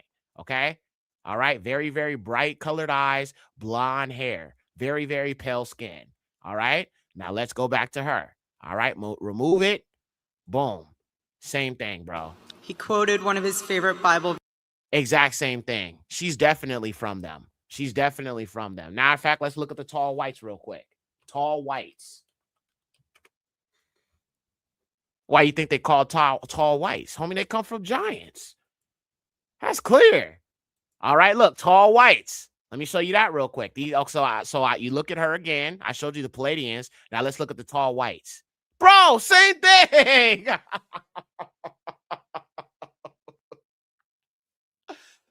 Somebody said, bro, Aryans were back. Troglodyte Wookiees hijacked the identity. The Aryans were not black, bro.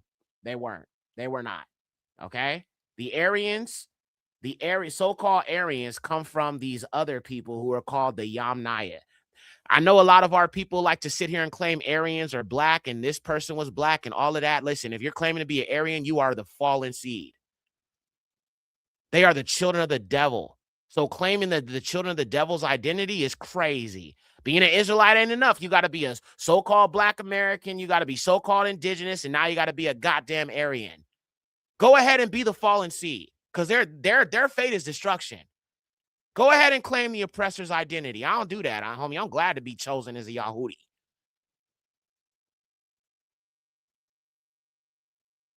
These are the fallen freaking seed, bro, period, point blank. Because if you look at Indo-European, all of those languages connected to the fallen seed, such as Sumerian, Vedic script, Yiddish, Germanic languages, same thing, bro.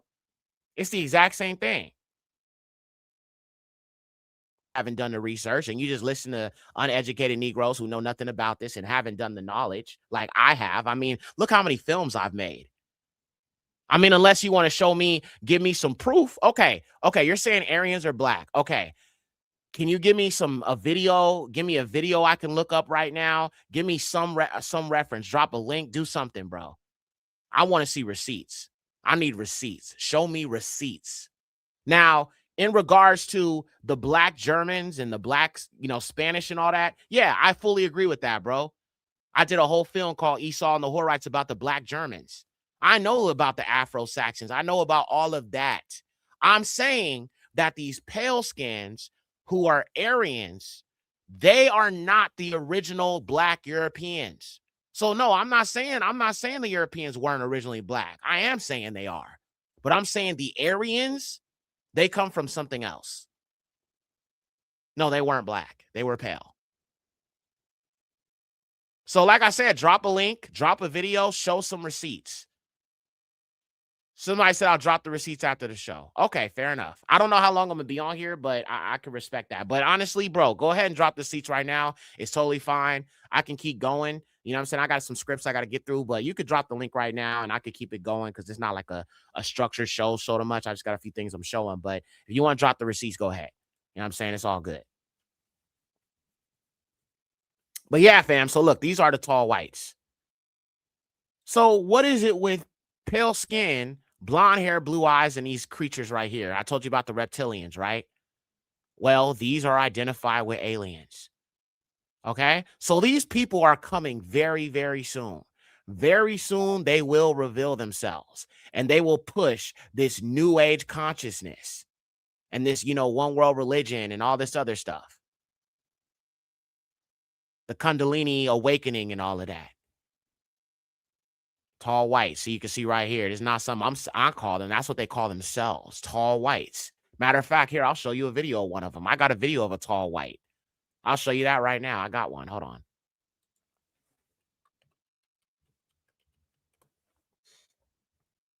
There's actually a video of one of these things. Very, very, very tall and very skinny looking people, like straight up aliens, bro. Okay, let's see here.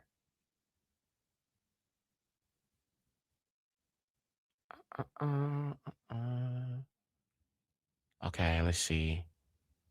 There was an old video that was showing one of them. Try to see if I can pull it up here.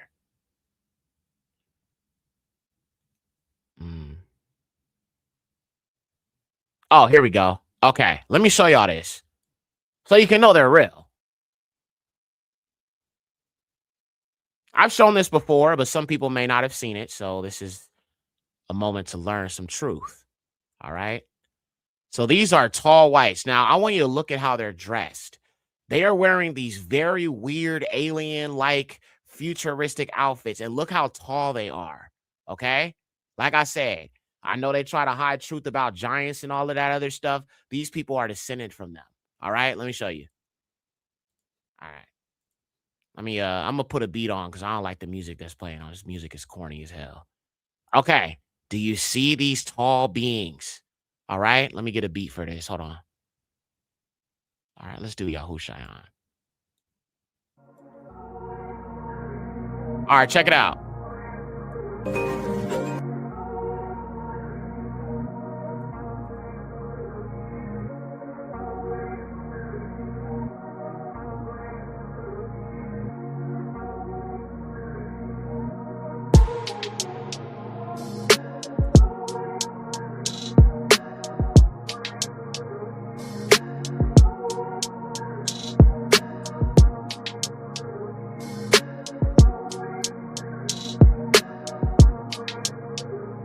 Okay.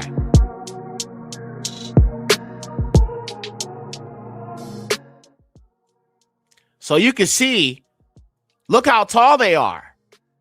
And look at that weird outfit they're wearing. Yeah, bro. Okay, they are real beings. And look how pale. Now, you can see the clothes. It's kind of hard to see. But if you look at her face, look how pale she is. They're real. All right? And this is an old video. Way before AI. Like, this has been on the internet since like the 80s or something, 90s or something like that. A very, very old video. But yeah, okay, there are tall, what are called tall whites, all right, which are these beings, as I just showed you right in the video. This is them right here. Like I said, look this stuff up, bro. It's true. I've done the knowledge. I've done the research. All right. They are connected to the Nephilim. All right. And they're going to show up as the ascended masters. Let me show y'all that. Ascended masters. I'm sure y'all have heard about that. Look at that. All pale skins. All of them. Every single one, cuz. Every single one is pale. Jesus, you got JC right here. And all these other so-called world teachers, all pale skins. No melanated ones. All pale. All pale. All right. All you see is Edom here.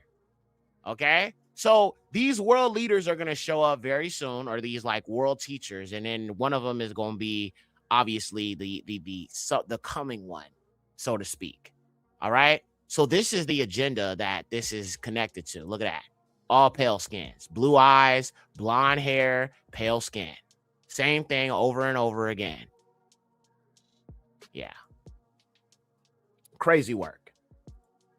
All right. So let me finish this video with her. I just wanted to show y'all she's definitely connected to these tall whites for sure. Verse 8. Here I am, Lord. Send me. After Charlie finished, I met him backstage and I spoke to him, and I'll never forget this. I said, Charlie, baby, please talk to me next time before you say that statement. Because when you say something like that, there is so much power in that verse. When you say, here I am, Lord, use me, God will take you up on that. And he did with Charlie.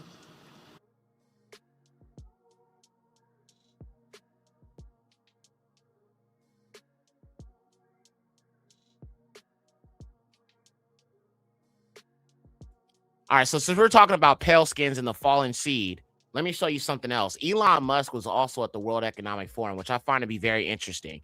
And he admitted he's an alien. Like I said, tall whites. He admitted he's not human. And he said when he says that, people don't believe him. Maybe we should just believe what he says because, I mean, you know, this is a time where they're not really hiding anything anymore. He admitted he's not human. Now, a lot of people said, yes, sir, I don't believe he's human. I agree with you, but now he just confirmed it. Take a listen. Well, I think generally, I think my last words would be, I would encourage everyone to be optimistic and excited about the future. Good. And generally, I think for quality of life, it is actually better to err on the side of being an optimist and wrong rather than a pessimist and right. On that note. Okay, hold on. This is not the video. Hold on a minute. Let me get the right one. But I find it very interesting he was at the World Economic Forum. Like, why him? I mean, what does he have to do with world affairs? And I think that just reveals to you what side he's on, who he's connected to. All right, let me see here. There's a video of him actually admitting he's not human. Here we go. Okay, yeah. He said he's an alien. That's what he actually said. He didn't say he wasn't human. He said he's an alien. All right, let me show y'all this. Okay, so here, let me show you this video next. All right, here we go. I'm often asked, are there aliens among us? And I'll say that I am one, but... Or you're from the future. They don't believe me. Okay. He's not lying. Okay? He's not. He's telling you what it is. For once, the heathen tells the truth. And notice how he always does this hand symbolism. Masonry. Freemasonry. And I talked about dark MAGA, the dark MAGA awakening. And, you know, MAGA, if you look at it, let me show you that real quick to those who don't know. Like I said, MAGA is demonic. It always has been.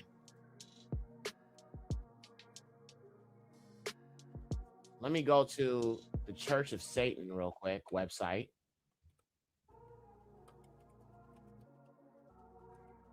Let me show you something here. Now, the word MAGA is connected to the Church of Satan. And I'm going to show you something here in a second here. Give me 1 sec.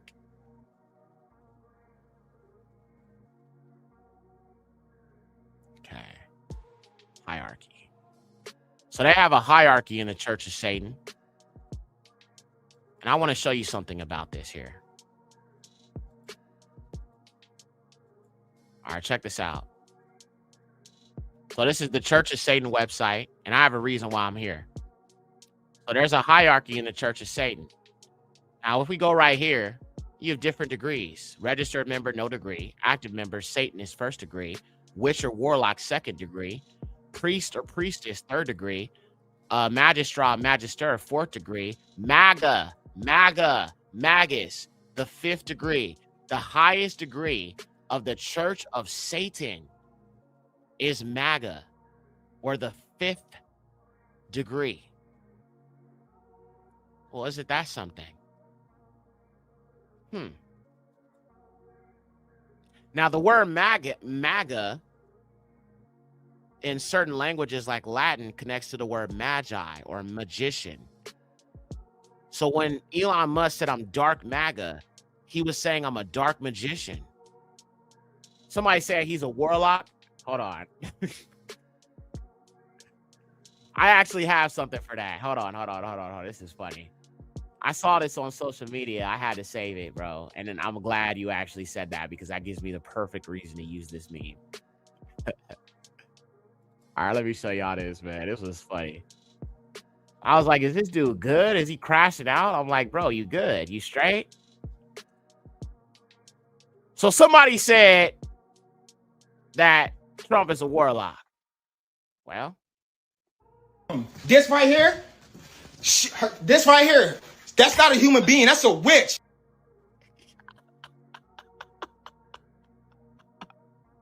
I'm sorry, bro.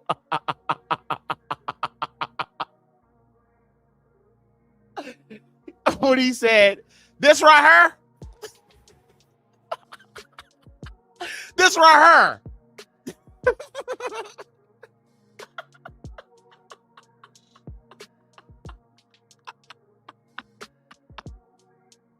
You know how us people from the South talk. You know what I'm saying? We say there, we say her, you know what I'm saying?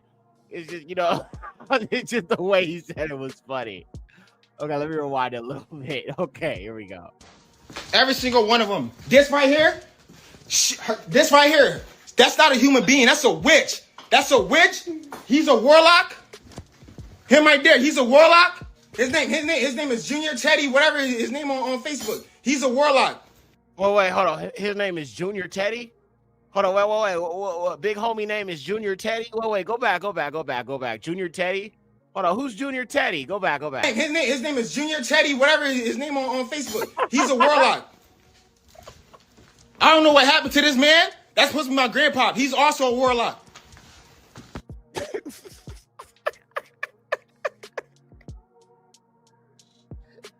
Oh boy. Okay, all right, we gonna keep going. I'm sorry, that was funny.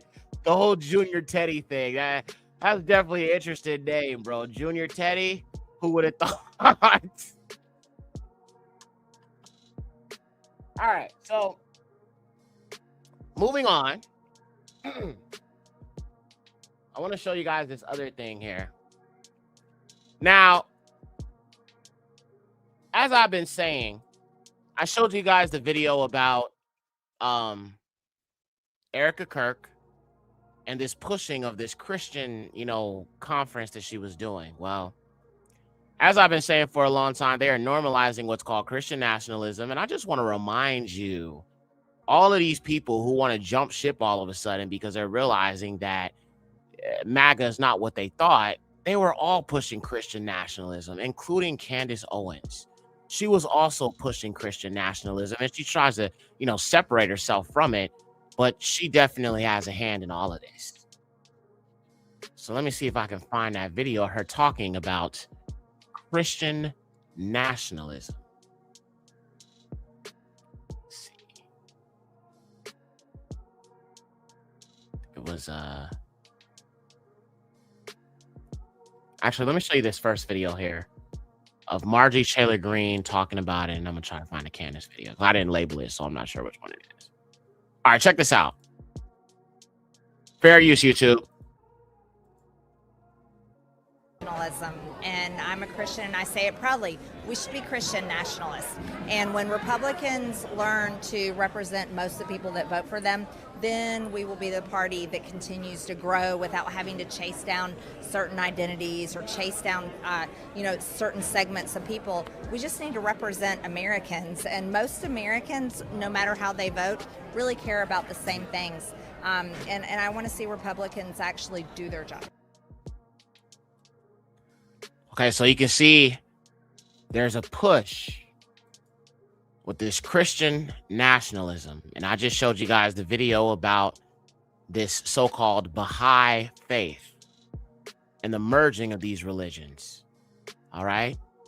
Now let me show you another video. And I got to show you guys actually something about Project 2025. Single mothers, Black women. This is important for you to understand. And we're going to get to that in a second. Let me just show you one more video. In accountability, and I believe in not just saying something but following through on it. And I believe that Republicans need to prove to the American people that we are the party of American nationalism and Christian nationalism. I'm a Christian. I have no problem saying I'm a Christian nationalist. And I think that's an identity that we need to embrace, because those are the policies that serve every single American, regardless of how they vote. They could be a Democrat and a progressive, but Christian nationalist or American nationalist, America First policies still serve those people because they're the right policies for everyone. Okay. Now, so there's a group behind Project 2025, as I talked about in my Trump documentary, the Heritage Foundation.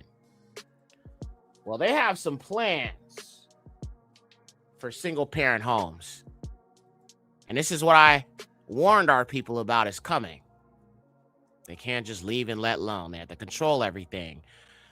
Sisters, I want you to pay attention to how much emphasis they're putting on you versus white women who are also single mothers.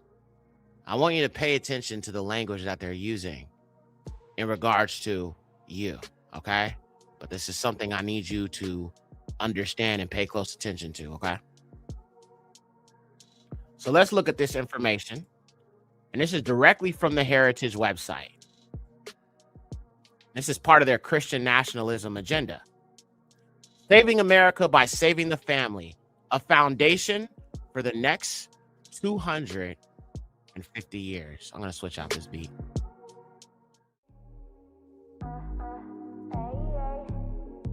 Hey. Okay, so let's look at this.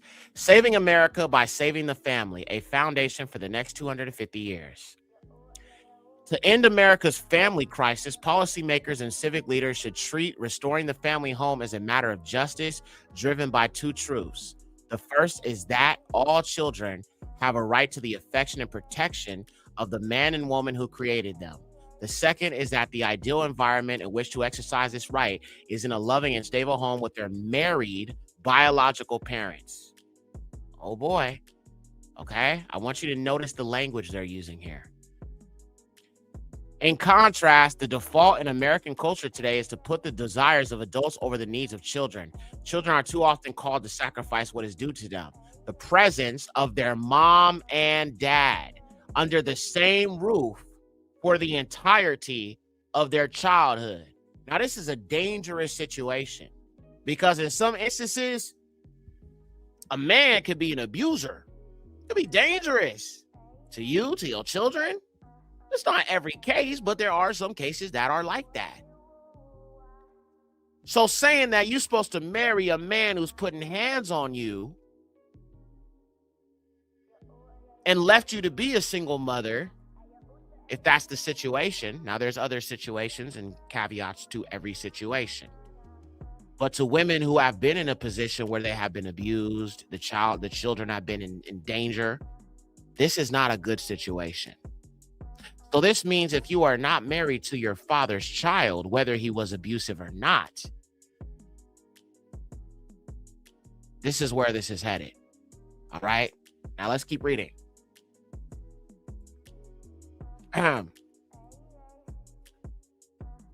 Oh boy. All right. So let's read this. Now I'm going to scroll down a little bit because I want you to see how much emphasis they're putting on Black women. And I've been saying so long, family, have I not been saying that our sisters are under attack? I have been saying that. Now, let's read this part right here. When the Moynihan report, The Negro Family, the Case for Legal Action, was published in 1965, now notice how they're not mentioning Hispanics and Native Americans and everybody else. They went right to the Negro. Look at this. I don't see Hispanics. I don't see anything else. They went directly to the Negro. Directly to us. Where's everybody else? Why are they so worried about us? We the people, bro. Well, let's keep reading. It says, published in 1965, Daniel Patrick, the Assistant Secretary of Labor under President Lyndon Johnson, was so concerned about a 25% non-marital birth rate for Black women. Now, I want you to understand, sisters, that you are being brought about heavily in this article from this same foundation that brought about Project 2025 and everything you're seeing right now. And I'm going to talk about the anti-women agenda because a bunch of these dudes are fags. These conservatives, Republicans. I'm going to show proof in a minute. But look, non-marital birth rate for Black women that he called for a national action from the federal government. In the decades since the report was published, that rate has nearly tripled.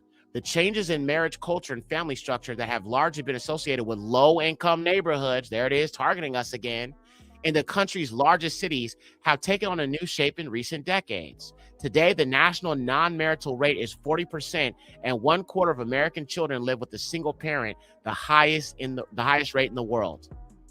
The practical result is that millions of children will never experience life with both parents or stability in the home. Marriage no longer anchors childhood, and the results are clear. Weaker educational attainment among the children, higher poverty, and neighborhoods hollowed out by instability. Alongside the decline in American marriage is coming an even more precipitous drop in fertility for them. Unless reversed, deaths will soon outpace births, reshaping the American family from a source of abundance into a scarcity of both parents and children. This dramatic turn away from marriage and family formation has many causes, but two stand out. The first was Lyndon B. Johnson's war on poverty. The rapid growth of the welfare state incentivized unwed childbearing, imposed devastating financial penalties on low-income people who got married, and discouraged able-bodied people from working. Yep, they're talking about us. All the white supremacist dog whistles are just all throughout this article.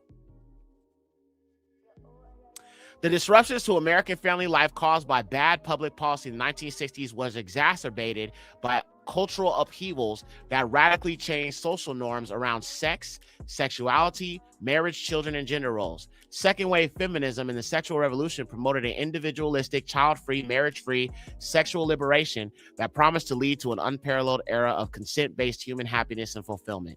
Over the course of 60 years, casual sex, abortion, childlessness by choice, and no-fault divorce became normalized, while marriage and the natural family became stigmatized. All right, I'm going to fast forward a little bit here, where they're talking about us.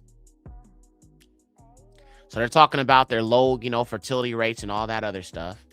But then they end up going right back to talking about Black women. Okay, let's see.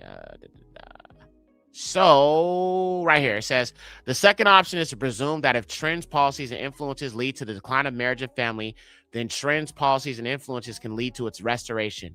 It appears that Americans have no other choice than to pursue this option.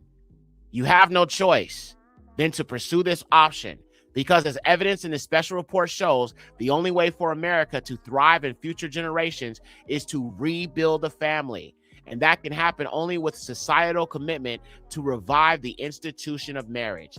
Some recognize the extreme gravity of the crisis and recommend extraordinary technical solutions. These include mass subsidies for IVF, egg freezing, and genetic screening, combined with markets for babies, where markets for babies, a market for babies, Cabbage Patch babies, Nephilim children, incubator babies, the 1933 World's Fair, low birth rates, transhumanism, the fallen seed Nephilim race. Babies on the market? Bro, it's Cabbage Patch Kids all over again. Cloning again. History repeating itself.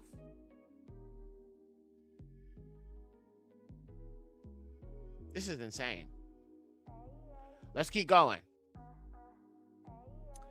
Where people, usually men of means, contractually create more children across many partners or surrogates, the ultimate end of this form of pronatalism envisions a world of artificial wombs and custom-ordered lab-created babies. Let me read that again, family.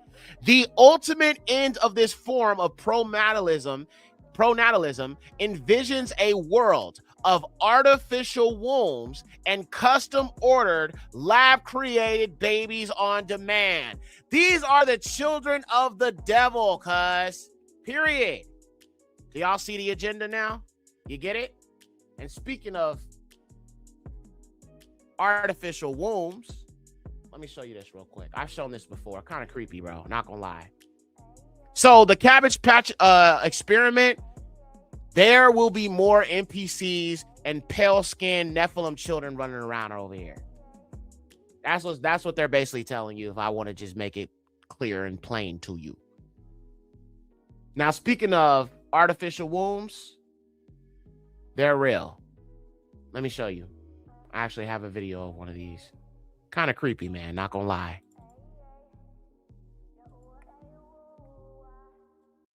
Check this out. This concept of conceiving kids. Now the mother will no longer have to carry. Check out this new concept. This concept of conceiving kids. Now the mother will no longer have to carry the kid for 9 months. Now it can be raised in a bag. How convenient. Mothers will no longer have to sacrifice their time and, most importantly, their bodies. Does this sound like something you would be interested in? I would love to tell you this is a new concept, but if you know anything about human cloning, you would know they've been doing this for quite a long time. Only now is it finding its way to consumers.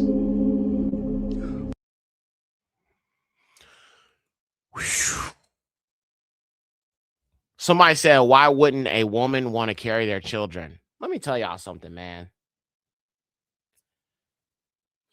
White women and white men don't like each other for the most part. White men don't want to sleep with white women. They're cooked. White women don't want to sleep with white men, and white men don't want to sleep with white women.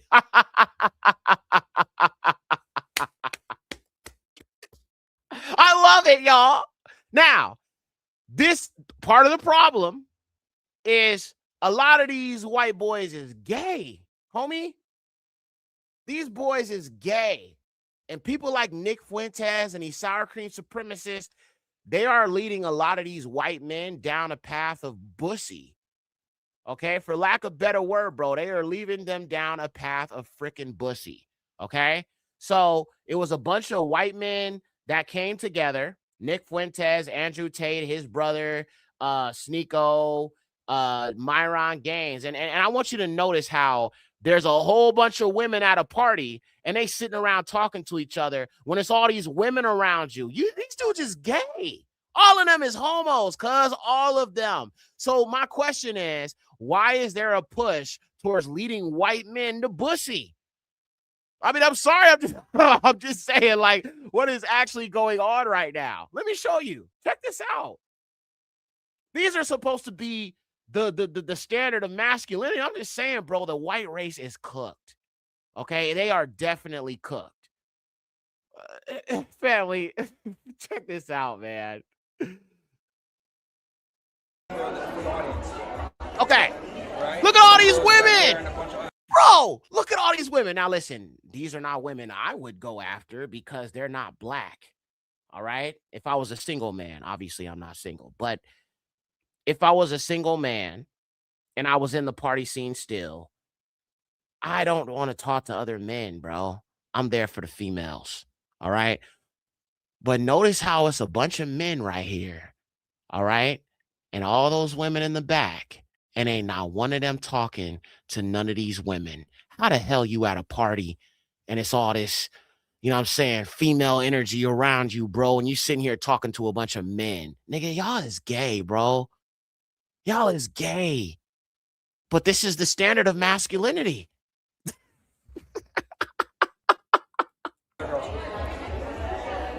And so what are they doing? They're complaining because the women ain't talking to them. This is the white race. I mean, listen, I know a lot of these are not white, right? I mean, the Tate brothers are mixed. Myron Gaines is mixed. You know what I'm saying? A lot of mixed dudes, but at the same time, they all gay. You feel me? Take a look at all the chicks here, right? For the audience. Right? And then those back there and a bunch of other girls. Look at all these women. Bro, the women are talking to other women because they don't want to talk to these homos. This is embarrassing, dude. And none of these are my people because a lot of them are mixed and all this other stuff. But bro, if this is the face of the right wing and white people follow and listen to these bussy boys,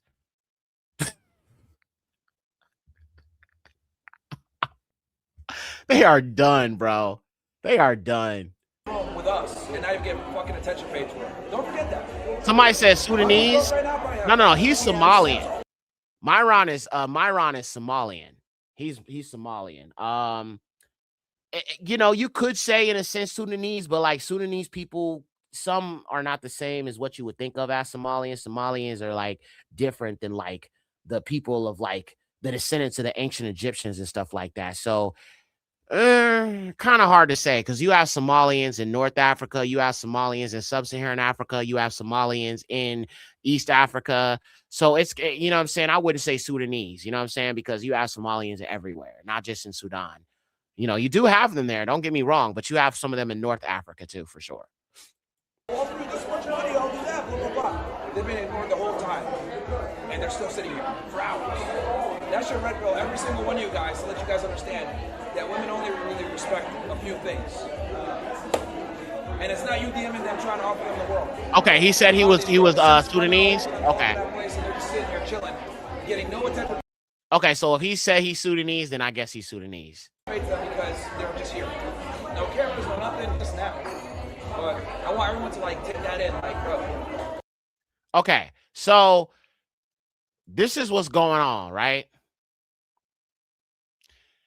Now, let me show you something else here. It's like, what else do you have? Like, if this is like really what's being pushed to a lot of these white males, and it's like I said, when I see men who have like a hatred of women, and they never have nothing good to say about women just in general, I am thinking incel, bro. That's just the only thing I can come to. I've had my situations with women, bro, but I love women. Always have, always will, bro. If this world was no women in it, I wouldn't even want to live no more. For real. You know what I'm saying? Just a bunch of dudes everywhere, sausage fest. Nah, that's not for me, bro.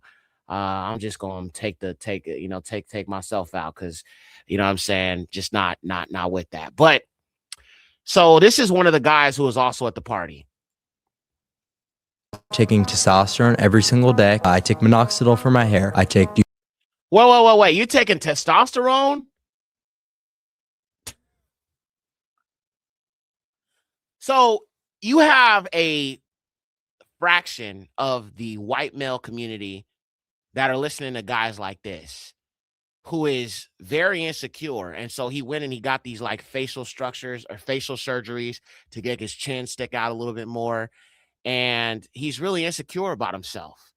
Women, right. You know what I'm saying? But he got these surgeries on his face because he's extremely insecure.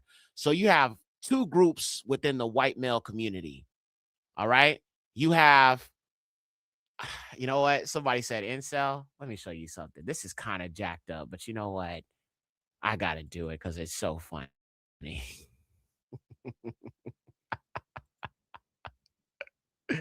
Hold on, let me show y'all this real quick. I thought this was actually pretty funny, so I had to pull it up here. Give me a second, man. If I'm laughing, it's actually hilarious. I gotta just pull this up. It's kind of jacked up, but at the same time, I think there's a lot of truth to this meme. At the same, when you look at it, it actually it's very, very direct. Let me see if I can pull it up. Give me a second, fam. Let me see here. Hold on a second.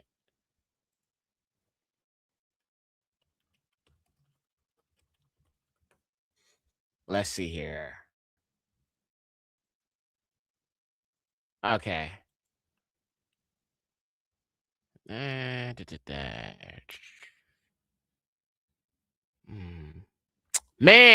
where is that meme? Hold on, y'all. I'm looking for it. I gotta find it. It's just so funny. It is hilarious. Let's see. Let me check this folder here. Man, I've got so many folders on this thing, y'all. Okay, let's see. Okay, so there's one that I have here. And I'm gonna pull up the other one here in a second. So this is the first one that I wanted to show you guys. It's pretty funny. Because you can tell these people are, bro, by just the way they think and like how they feel about women in general. So this is the first one.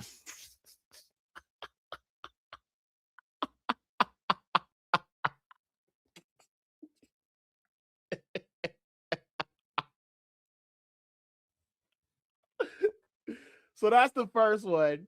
And let me see if I can pull up the other one. Oh, man. So funny. So funny. So funny, family. So funny. All right. Here's the other one. Let me pull it up here. This is too funny. All right. All right, give me a one, because this one is definitely gonna crack y'all up for sure. All praises to the Most High Yahuwah.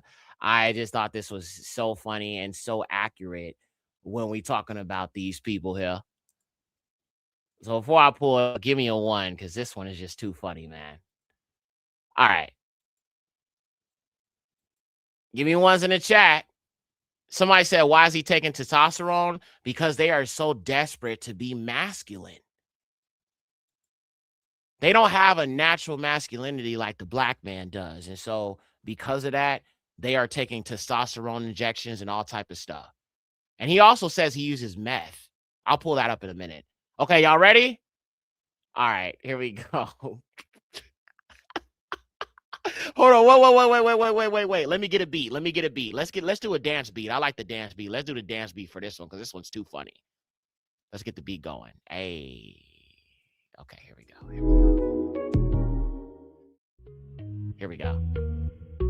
There we go. Okay, as soon as the beat drop, here we go. Hey.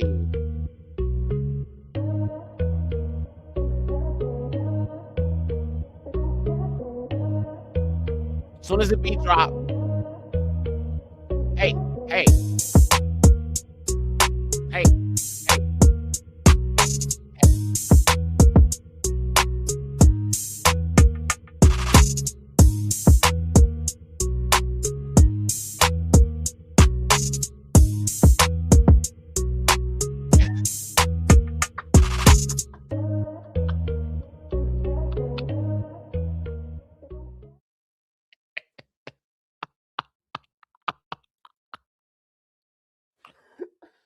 Oh man, I'm sorry. I just can't really imagine the fact that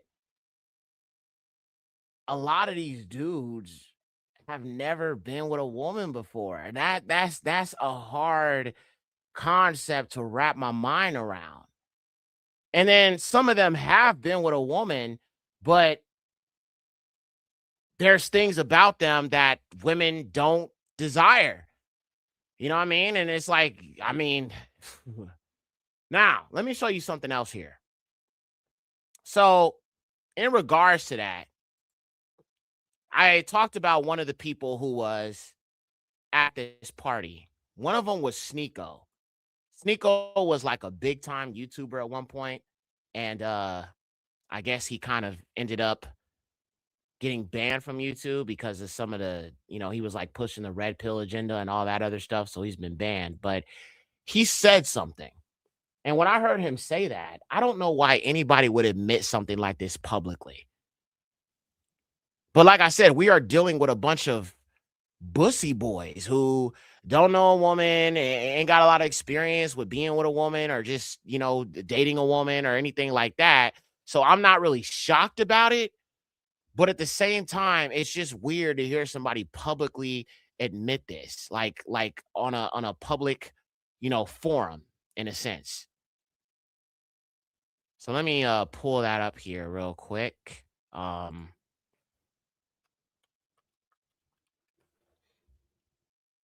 I'm just like, and there's so many people who follow these individuals, and listen to them and take their advice and hear what they have to say and pay attention to what they say and all these other things. But it's just very, very strange to me, in all honesty, what we are seeing, because you have one group who know that their birth rates are low and they are going to do anything by any means necessary to save their race. But at the same time, you also have a group of individuals who are not talking about their low birth rates, but they're not doing anything about it. So it really honestly doesn't make sense. Like, I don't understand why you're complaining about this problem, but you're not doing anything to fix it. And honestly, it's like they want to do something to fix it, but they're just really realizing that their women do not find them desirable in any way, shape, or form, because the more that the black man, survives and thrives and lives, and the more that the favor of the Most High increases upon us, more people are going to continue turning on Esau. His own women are going to turn against him. The world is going to turn against him. The favor of Esau is going out the door, bro. That is the truth of the matter. So the power he had, the control he had, he was looked at as the great man and the great builder of society. All that's going out the door now. Their time is up. So the favor is now upon us. And now white women are realizing that we are the standard of masculinity.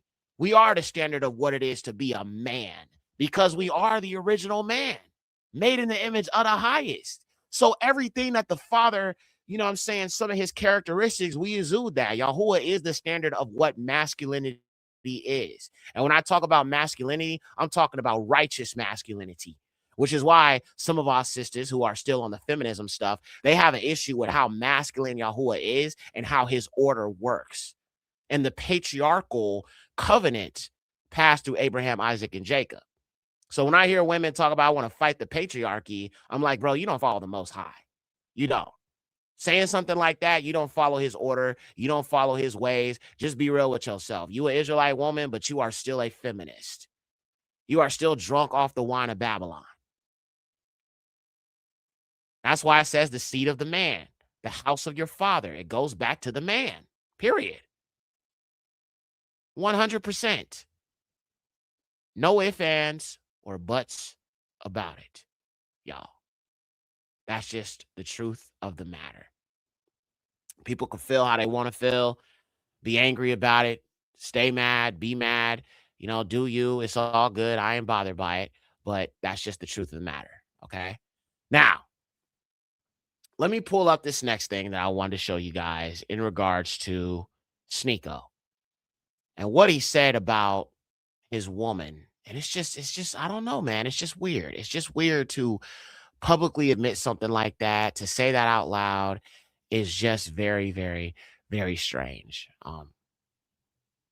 So basically, let me give you the background. He did an interview with somebody.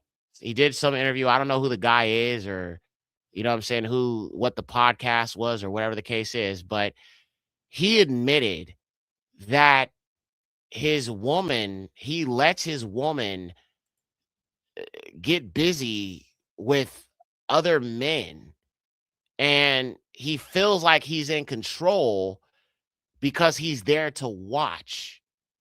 And I don't know how broken you have to be as a man to allow that and to admit that. So a lot of white men are, in all honesty, are becoming cucks, for lack of a better word. They are becoming very weak beta male CUCKSs, meaning that whatever their woman wants, they're going to just bow down and do it, no matter how much damage they take, no matter how much they got to cope with that. You know what I'm saying? So let me show you this video now. Let me pull it up. I'm going to close out some of these other videos. So, I mean, Esau really is falling. He really 100% is, if you really pay attention. Take a look. Get fucked. Get fucked. You love her? Yeah, I do. I love it. Yeah, I love her. I love my queen. Wifey, my queen. And you allowed the love of your life to get fucked by another man. What happened? This nigga allowed his girl to get fucked by niggas. What? If he's watching, let me. Hold on. Hey, y'all screaming. I kind of want to hear something. Everybody's so loud. If I'm able to go and have one-night stands and have an open relationship, and she can only go on dates, this is a place where she can exercise the open relationship. Like, it should be fair that she can take other dick if I'm fucking with the pussy. If it's gonna happen, I might as well see it, supervise it, make sure everything's okay. Wait, what? No, you didn't have to jump to that conclusion. It's worse if she happens behind my back. Like, I don't want it. It's not. But y'all are both knowing that it's happening. So it's never behind your back anymore. You just gotta know. I gotta see it. It don't need to be literally in front of you. It was literally like this far away from me. Can you wait? Bro, wow. I don't know what's happening to a lot of men. And this is not something you typically hear our people say. And I think it has a lot to do with the generation of men today. They're being turned into a bunch of weak, emotional females, bussy boys. I mean, that's what they're turning into. I think a lot of them are realizing that the hate that they have towards women, and he said he loves her, and you're letting some other. I don't understand it, bro. I never will. And you know what I'm saying? Like, that's not even a thought that would come into my mind, bro. Are you kidding me? What? And it reminds me also of that Adams 22 guy that went and let his wife be with some black man, and then he got mad when the dude started talking greasy. You know what I'm saying? And it's like, bro, you let him. What is going on in this world, bro? What the hell is going on? This is crazy. This is insane what this world has come to, especially with these people and him. They say he's like, I think he's like Filipino or something like that. Somebody said he's Haitian, but I don't know. I don't know about that, but he definitely has some Filipino in him. But wow. I am speechless. But this is the generation that has been created through social media with the images and the videos and the graphic material of adult content and OnlyFans. All these things are making men weak. That is the truth of the matter, y'all. Consuming that content is what's destroying men. That is a problem people don't like talking about. The corn, the P word, will destroy you as a man. 100%. Psychologically and mentally and spiritually. You know what I'm saying? And that's why I tell you, preserve it. If you're unmarried, you're single, preserve your seed. Stop wasting it. Stop spilling it. Stop doing that. That is just nasty and disgusting and heathenistic, if I'm being honest with you. She said it was so different when I was young. Y'all can have it. Yes, absolutely. And even me, like, I am a millennial. So I grew up in a time where there was still somewhat a shred of common decency in how people carry themselves. But what social media has done is emboldened debauchery and foolishness. Now, with all that being said, I want to jump over to some scriptures now. All right. You always have to remember that through everything that's going on, all the agendas they're pushing,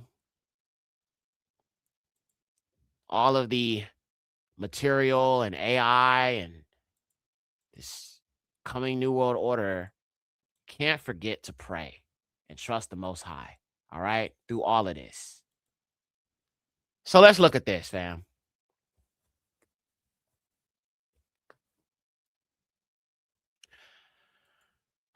Prayer of Azariah, chapter 1. We're going to read this whole thing. And this is when Azar-Yahu, Kanan-Yahu, and Misha'al were in the fiery furnace. And they walked in the midst of the fire, praising Yahuwah and blessing Yahuwah. And then Azar-Yahu stood up and prayed on this manner, and opening his mouth in the midst of the fire said, Blessed are you, O Yahuwah, Lu of our fathers. Your name is worthy to be praised and glorified forevermore. For you are righteous in all things that you have done to us. Yea, true are all your works. Your ways are right, and all your judgments truth. And all the things that you have brought upon us and upon the Kadash city of our fathers, even Jerusalem, that you have executed true judgment. For according to truth and judgment did you bring all these things upon us because of our sins, for you have sinned and committed iniquity, departing from you.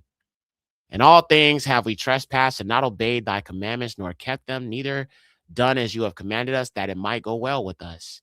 Wherefore, all that you brought up on us and everything that you've done, you have done in true judgment. And you did deliver us in the hands of lawless enemies, most hateful forsakers of Eluah, and to an unjust king, and the most wicked in all the world. And now we cannot open our mouths. We are become a shame and reproach to your servants and to them that worship you. Yet deliver us not up wholly for your name's sake, neither disannul your covenant. And cause not your mercy to depart from us for your beloved Abraham's sake, for your servant Isaac's sake, and for Kadash Israel's sake, to whom you've spoken and promised that you would multiply their seed as the stars of heaven, as the sands that lieth upon the seashore. For we, O Yahuwah, are become less than any nation, and be kept under us in all day, all the world, because of our sins. Okay. Neither is there this time prince or prophet or leader or burnt offering or sacrifice or oblation or incense or place a sacrifice before you and to find mercy. Nevertheless, in a contrite heart and a humble spirit, let us be accepted. Like as in the burnt offerings of rams and bullocks, and like as in 10,000s of fats and lambs, let our sacrifice be in your sight this day, and grant that we may wholly go after you, for they shall not be confounded that put their trust in you. And now we follow you with all our heart. We fear you and seek your face. Put us not to shame, but deal with us after your loving kindness and according to the multitude of your mercy. All praises. Let's keep going. We're going to go to the next one. This is a prayer of Manashah. O Yahuwah, O mighty Elu of our fathers, Abraham, Isaac, and Jacob. Somebody said, what side is this book? I'm on the KJV Bible with the Apocrypha website. It's in the Apocrypha. O Yahuwah, Elu of our fathers, Abraham, Isaac, and Jacob, of their righteous seed, who has made heaven and earth and all the ornaments thereof, who has bound the sea by the word of your commandment, who has shut up the deep and sealed it by the terrible and glorious name, whom all men fear and tremble before. Your power, for the majesty of your esteem cannot be borne, and your angry threatening towards sinners is importable. But your merciful promise is unmeasurable and unsearchable. For you are the most high Yahuwah of great compassion, long-suffering, very merciful, and repent of the evils of men. You, O Yahuwah, according to your great goodness, has promised repentance and forgiveness to them that have sinned against you. There it is again. That's salvation, repentance, forgiveness to who? The Israelites. Who sinned against him? The Israelites.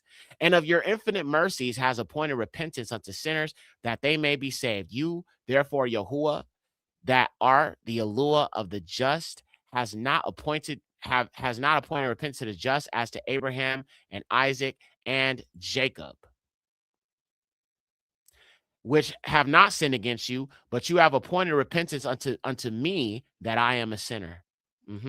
For I have sinned above the number of the sands of the sea. My transgressions, O Yahuwah, are multiplied. My transgressions are multiplied, and I'm not worthy to behold and see the height of the Shamayim for the multitude of my iniquities. I am bowed down with many iron bands, that I cannot lift up my head, neither have I any release, for I provoked thy wrath and done evil before you. I did not your will, neither have I kept your commandments. I have set up abominations and have multiplied offenses. Now therefore I bow the knee of my heart, beseeching you of mercy.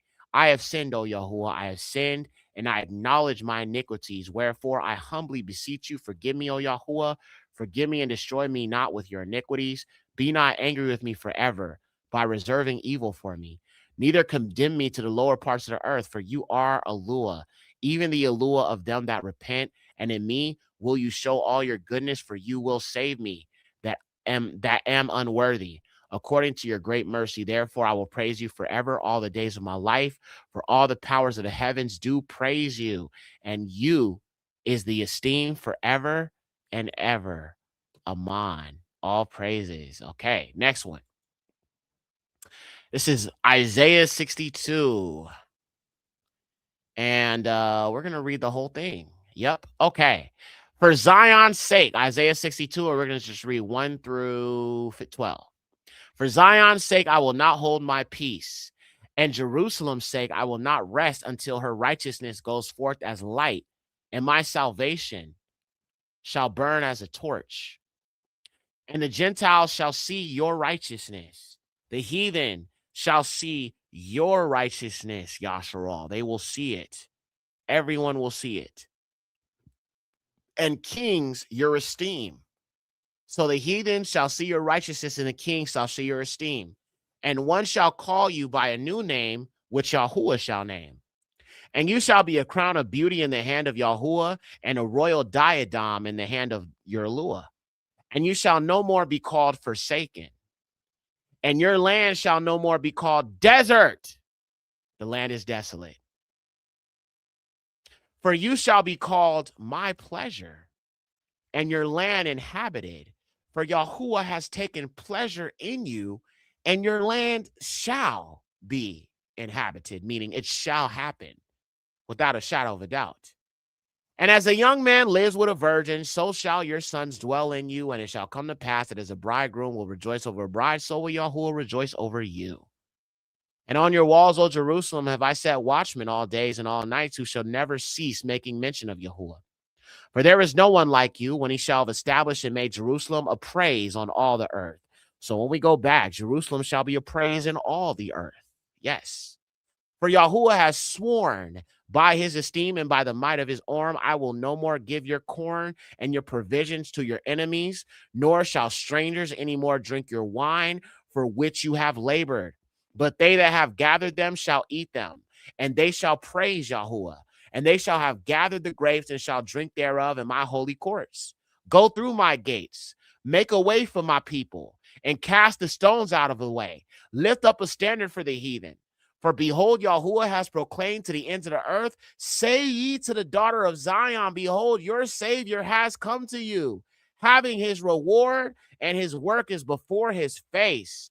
And one shall call them the Kadash people, Hakadash, Am, or Am Hakadash, the redeemed of Yahuwah. And you shall be called a city sought out and not forsaken. Oh, praise the Most High. Hallelujah, Yahuwah. Let's keep going. All right, next one is going to be Isaiah 51. Hearken to me, that you follow after righteousness and seek Yahuwah. Look to the solid rock which you have hewn, and to the hole of the pit which you have dug, the stone that was rejected, Yahusha. Look to Abraham your father, and to Sarah that bore you, for he was alone when I called him, and blessed him, and loved him, and multiplied him. And now I will comfort you, O Zion, and I have comforted all her desert places, and I will make her desert places as a garden. Oh, hallelujah, Yahuwah. He said, I shall make the desert as garden again. It shall bloom, it shall blossom once again, family. So I will make it as a garden, her western places as the garden of Yahuwah. Oh, praise his name.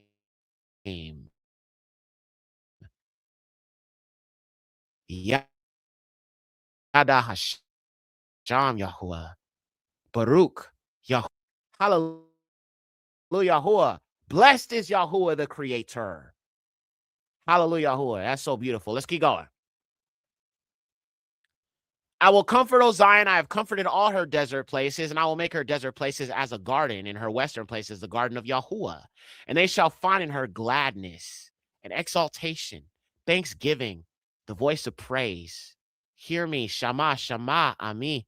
Shama, Shama, Ami. Hear me, O people, my people. And you kings, hearken to me. For a law shall proceed from me, and my judgment shall be for a light of the nations. So what he's saying here is the judgment that is coming to the heathen and to our enemies will cause the rest of the Adamic nations to cleave. So that's what I'm saying. If you're not sure which of these Adamic nations are actually really truly cleaving and wanting to cleave, they say they do, it's going to take his judgment for them to understand who he is and why they need to cleave. So again, when it comes to that, Yahuwah going to have to make that clear who we can trust of the other nations, okay? Adamic or not. All right, period. I mean, I don't think the non-Adamics are going to be saved, but to the Adamic nations, he is going to have to bring judgment on the people he's going to judge, and those who are left will serve, will cleave, and will accept him. And he already knows already who of the Adamic nations will accept him and his people. So he has it all laid out. All right, let's keep it going. We're almost done, fam, okay? Continuing on here. My righteousness speedily draws nigh, and my salvation shall go forth as light, And on my arm shall the Gentiles trust, and the isles shall wait for me, and on my arm shall they trust. Lift up your eyes to the sky and look on the earth beneath, for the sky is darkened like smoke, and the earth shall wax old like a garment, and the inhabitants shall die in like manner, but my righteousness shall not fail. Hear me. You know that judgment, or you that know judgment, the people in whose heart is my law. Okay, he's talking to you, Yashral. Pay attention. Let me read it again slowly. Hear me. Shama, Shamai, hear me. You know that judgment. You that know judgment. We know the judgment. We know about what we suffered for disobedience. So he's saying, listen to him. The people in whose heart is my law. Who is he writing that law upon on our hearts? Yasharal, right? Okay, pay attention. Fear not the reproach of men, and be not overcome by their contempt for you. So these Psalm 83 nations, do not fear them. Do not fear when they call you the bywords, the reproach, calling you the N-word, calling you the hard ER, telling you you're nothing, telling you you're nothing but a slave, you're nobody, you're nothing, nobody loves you. Do not fear what these people say. That is his command to you, on which his Torah is written on your heart. Okay? Labka, your heart. So it says, fear not the reproach of men, and be not overcome by their contempt. Okay? So do not get so fearful of the evil they're doing and the things that they're doing to where you lose sight of his promises. Because one thing you must understand, Layal, Shabath Shalum, sister. Good to see you. Barak Yahuwah. One thing you have to understand is the agenda of the children of Lucifer is fear right now. A lot of propaganda and fear.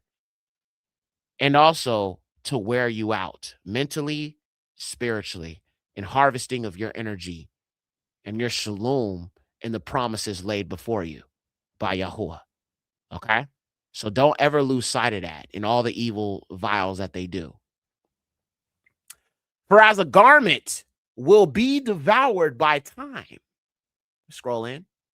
For as a garment will be devoured by time, and as wool will be devoured by a moth, so shall they be consumed. So these nations who made you a reproach, those who have contempt towards you, that are talking about enslaving you again, that want to do harm to you, all these ICE agents, he said, as a garment shall be devoured by time, and as wool will be devoured by a moth, so shall they be consumed. And in their consumption and destruction, his righteousness shall be forever, and his salvation for his people for all generations. So that means every seed that comes from every Israelite man shall be preserved and saved through this. All right? Barak Yahuwah.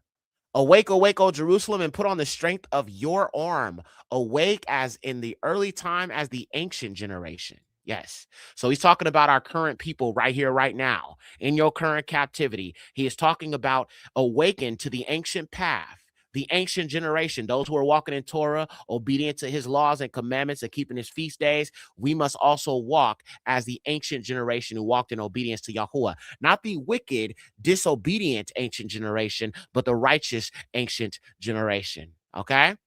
Are you not it that dried the sea? That's Yahuwah. Yes. The water, even the abundance of the deep that made the depths of the sea a way of passage for the delivered and the redeemed. Oh, he made a safe way of passage for the delivered and the redeemed. That's you.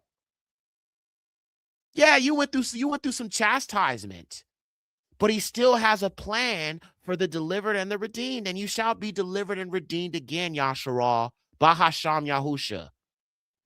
We shall be delivered and redeemed again. For by the help of Yahuwah, he will help us. Listen to this. Listen to family. He will help us by his help. Hallelujah. Yahuwah. By the help of Yahuwah, they shall return. They shall return and come to Zion with joy, everlasting exaltation. For praise and joy shall come upon their head. Pain and grief and groaning have fled away, family. I got to read that again. That's beautiful. Barak Yahuwah. For by the help of Yahuwah, they shall return. Come back to Zion with joy, everlasting exaltation. For praise and joy shall come upon their head. Their pain, their grief, and their groaning have fled away. Can I get an all esteem to the highest in the chat, family? Hallelujah. Gadashki Shanka. Baruch Shamka Eloheinu Yahuwah.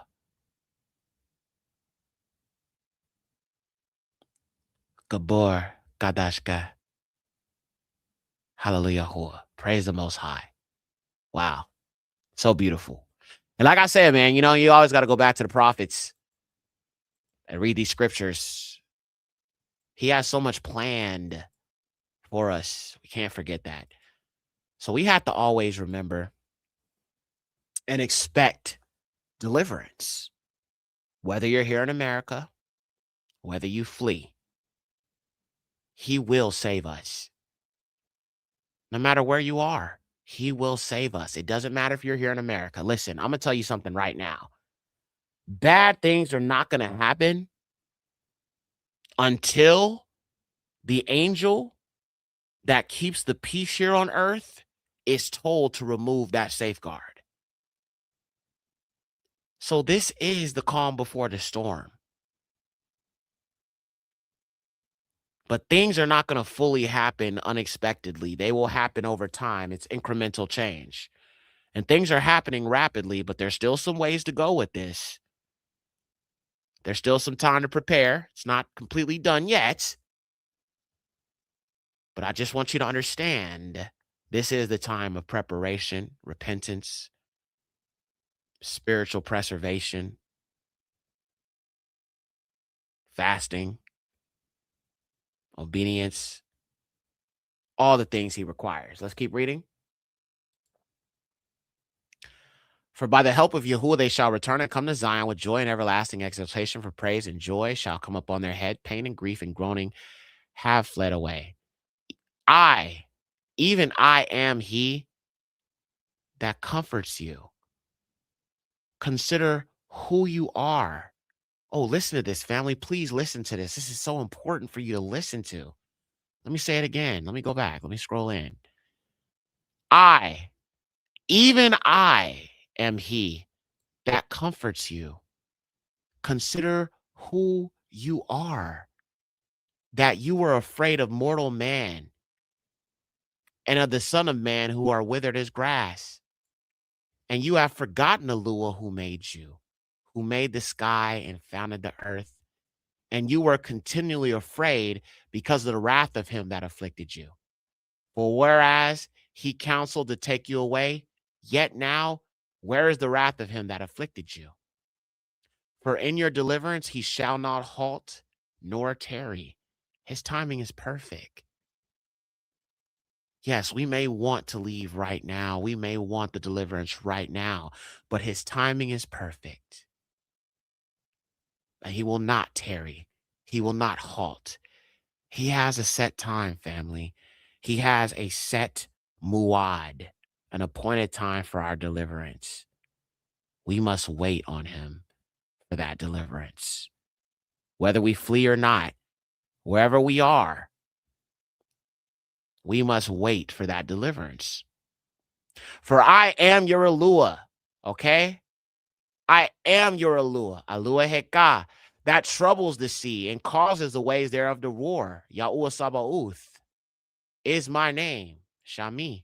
Yahuwah Sabaoth Shami. I will put my words into your mouth and I will shelter you under the shadow of my hand, with which I fix the sky. Oh, wow. I love how the Most High he be doing that Eluah flex, like, yo, I made this.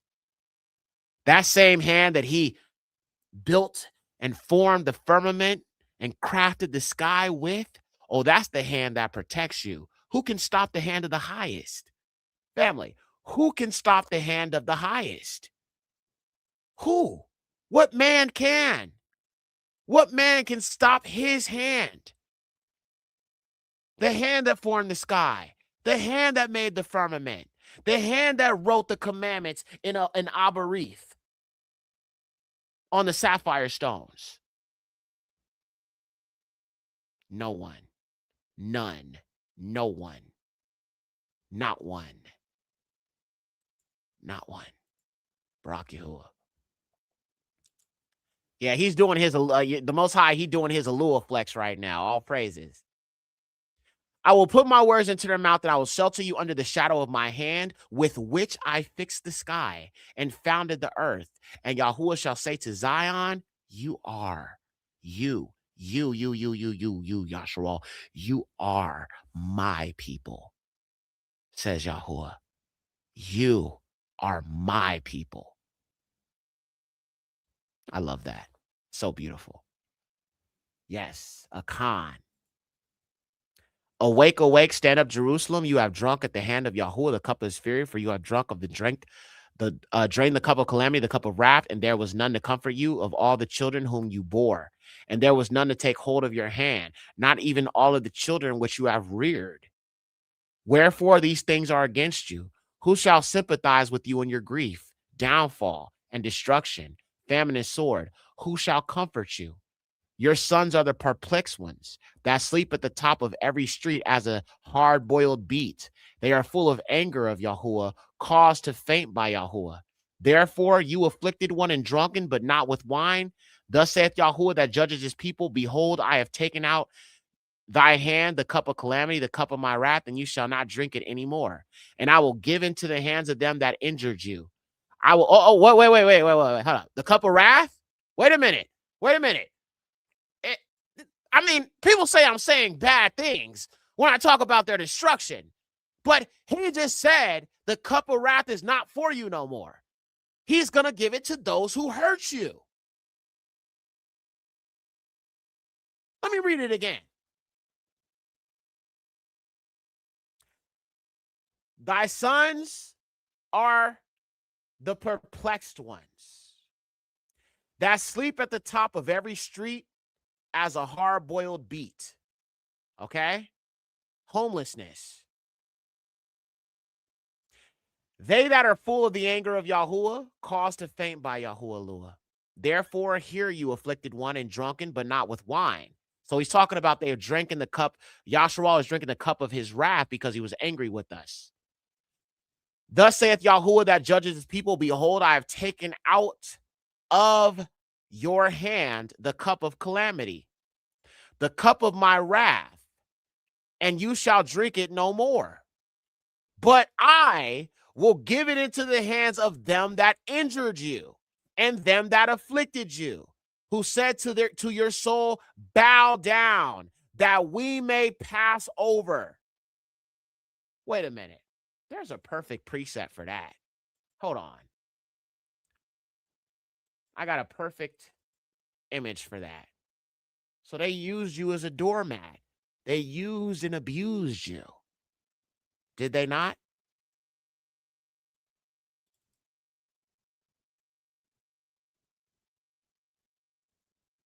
So this is what comes to mind. Let me go back to the scripture and I'll pull up an image to corroborate it. I will give the cup of wrath into the hands of them that injured you and them that afflicted you, who said to your soul, bow down that we may pass over. Yeah, I think it means something like this.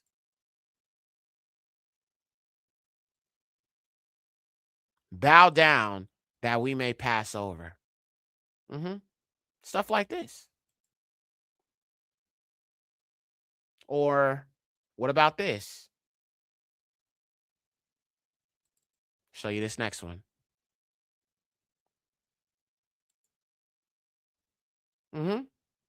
Bow down that we may pass over. Yeah, that's what he's talking about. Bow down so that we may pass over. Yeah, they're cooked. They are cooked. Bow down that we may pass over.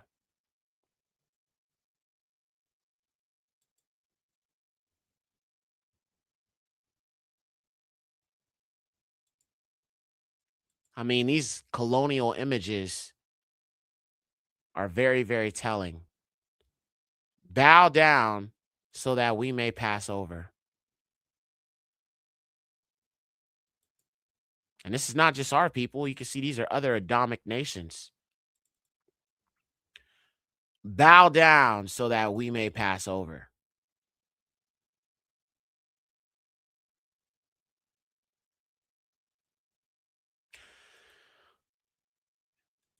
I think it's very clear what Yahuwah is revealing here. I will give into the hands of them that injured you and them that afflicted you, who said to your soul, bow down that we will pass over. And you did level your body with the ground to them passing by without. Wow.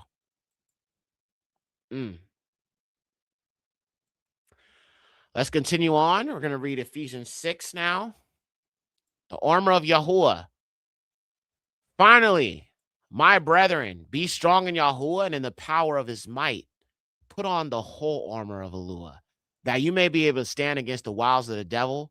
For we wrestle not against flesh and blood, but against principalities, against powers, against the rulers of darkness of this world, against spiritual wickedness in high places. Wherefore, take unto you the whole armor of Yahuwah, that you may be able to withstand in the evil day, and having done all to stand. Barak Yahushua. All right, and I got a few more verses here I want to read to you guys before I close out.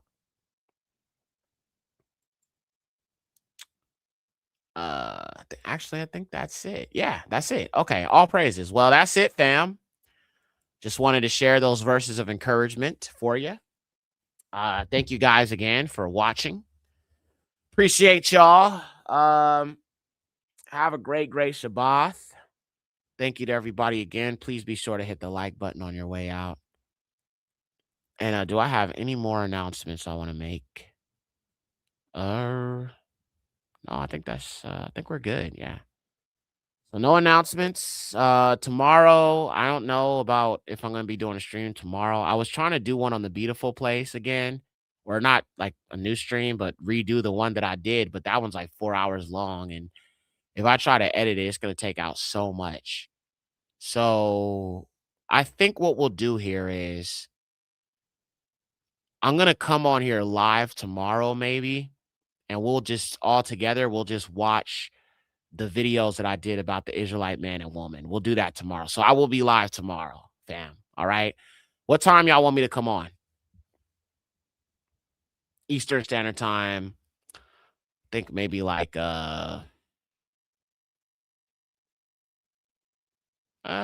maybe like 1 o'clock, 2 o'clock, somewhere around there. Maybe 2 o'clock.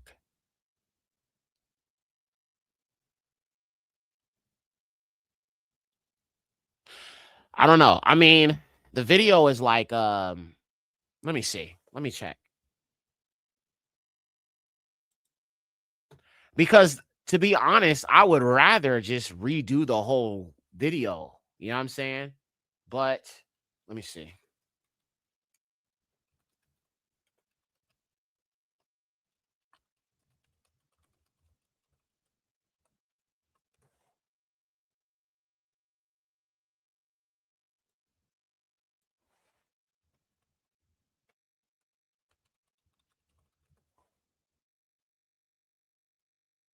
Let me see. Okay. So, yeah, man. Okay. So, like I said, it's 2 videos. The first one is 2 videos. One's about our sisters and the one's about our brothers. So, let me show you this. So, this is it right here. The uniqueness of the Israelite. This is one of them. This is the one about our sisters. And then there's another one about the men. Let me go to my channel.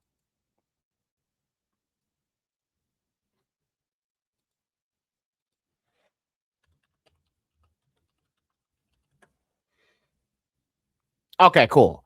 So there's 2 of them. All right. The first one is about the men, and the second one is about the women. So the first one is 3 hours, and the second one is 4 hours. So if I do come on here, we're going to just play the whole thing. You know what I'm saying? I'm going to play the first one. So it's going to be, dang, let's see, 5, 6, 7. Bro, that's a lot. That's like, bro, that's almost 8 hours. I don't know, man. I don't know. That's, I mean, I could do it, but I don't know. Like, I cannot do pre-recorded because it only lets me do up to 2 hours. So I'd have to cut out a lot of it. I'm not sure, y'all. I'm not sure. I mean, somebody said that's cool, 8 hours. I mean, if y'all cool with that, I ain't got no problem with it, man. I don't. I'll play it. If y'all want to do 8 hours, we can do 8 hours. It's no big deal. It's up to you. You know what I'm saying? Yeah, let me know, man. So if I do 8 hours, then I would have to come on kind of early. I mean, unless it would just go all the way through Shabbat and then like way past Shabbat. I don't know, man.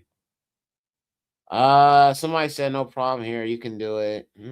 I don't know, man. I don't know, fam. Cause like in that video, it's like me talking to people in the chat, and there's like some times where like I get through a lot of stuff, but then I stop, and then like, yeah, I don't. So yeah, they putting me to work, y'all. They putting me to work for real, y'all. Y'all putting your boy to work, bro. You know what I'm saying? Somebody said 8 hours sounds good. You know what, fam? I don't know about this week. Let me pray about it, and maybe next week, possibly. This week, I think I'm just gonna just kind of do my own thing, and then maybe next week, possibly. We shall see. All right. Just not this week. I want to pray about it a little bit more, and we'll see. We'll see. Maybe I will. I don't know. If you see it, you see it. If not, then it is what it is. If I do 8 hours tomorrow, I would probably come on around. Let's see. Yeah, I'd have to come on early. I would have to come on super, super early, bro. Like 9, 10, 11, 12, 1, 2, 3, 4, 5. Yeah, I have to come on around 9, like super early. And I'm not with that. I'm going to definitely sleep. Yeah, I'll pray about it, man. And maybe next week we will. All right. All right. Well, I love y'all, man. Y'all have a great Shabbat if I don't see you guys tomorrow. And thank you guys again for joining the stream. I appreciate every single one of y'all. Barak Hasham, Yahuwah. Barak Habara, Yahuwah. Yahusha. All praises to the highest. Shalom.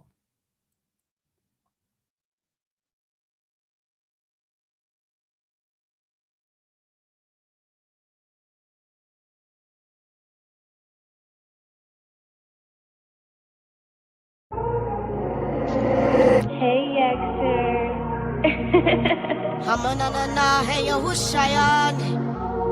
Amayushayan. Hamanana, hey, Yahushayan. Hamanana, hey, Yahushayan. Look, yo, I'm straight up Messianic. I believe in the blood, no Jewish doctrine gonna change it. The Negro Ghetto Gospel, that's the real good news. He will set the captives free, the enslaved will be loose. Liberation is freedom, bringing sight to the blind. Why Jesus was designed to keep your mind in the bind. The heathens all raging cause they know that it's time. Judgment coming on the heathens, birth rates on decline. Look, Edom, falling, Jacob, watching, Yahusha, Hama, Shia, watchmen. Lynched as a lamb, coming back like a lion. All praises to Yahuwah, the allure of Zion.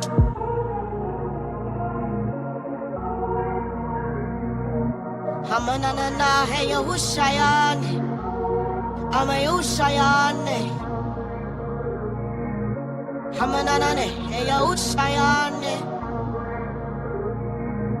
Hamanana, hey, Yahushayan. And Yahusha is the way, truth, life. They wonder how the truth, so they painted in white. And the devil coming to you as an angel of light. Yahusha coming with a vengeance like a thief in the night. Yeah, better let them know I'm Yahushayan. Messianic Yahudi, I'm a son of Zion. And Yahusha HaMashiach, both king and high priest. He will avenge all his people, all the slain and deceased. Whoever dwells in the secret place of the Most High shall abide under the shadow of Alua Shaddai. Yahusha HaMashiach, he was lynched, he was beaten. What makes it even worse, he was mocked as he was bleeding.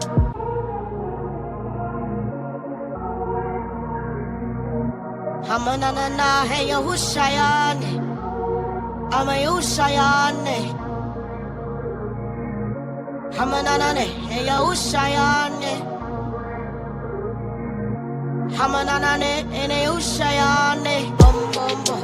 Yahushayan. Yahushayan. Bum, bum, bum. Yahushayan.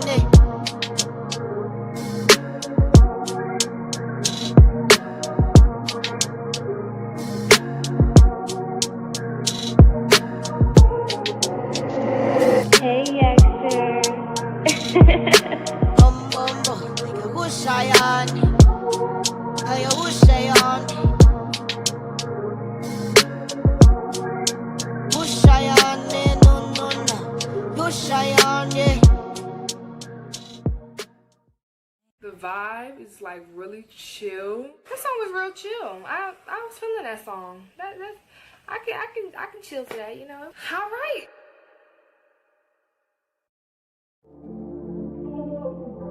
Thank you for watching.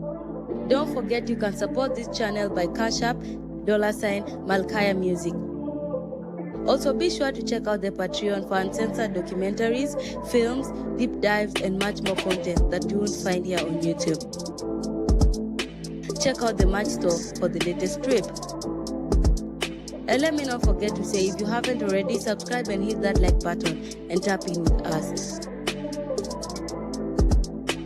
All praises to the Most High, Yahuwah, the highest. Shalom.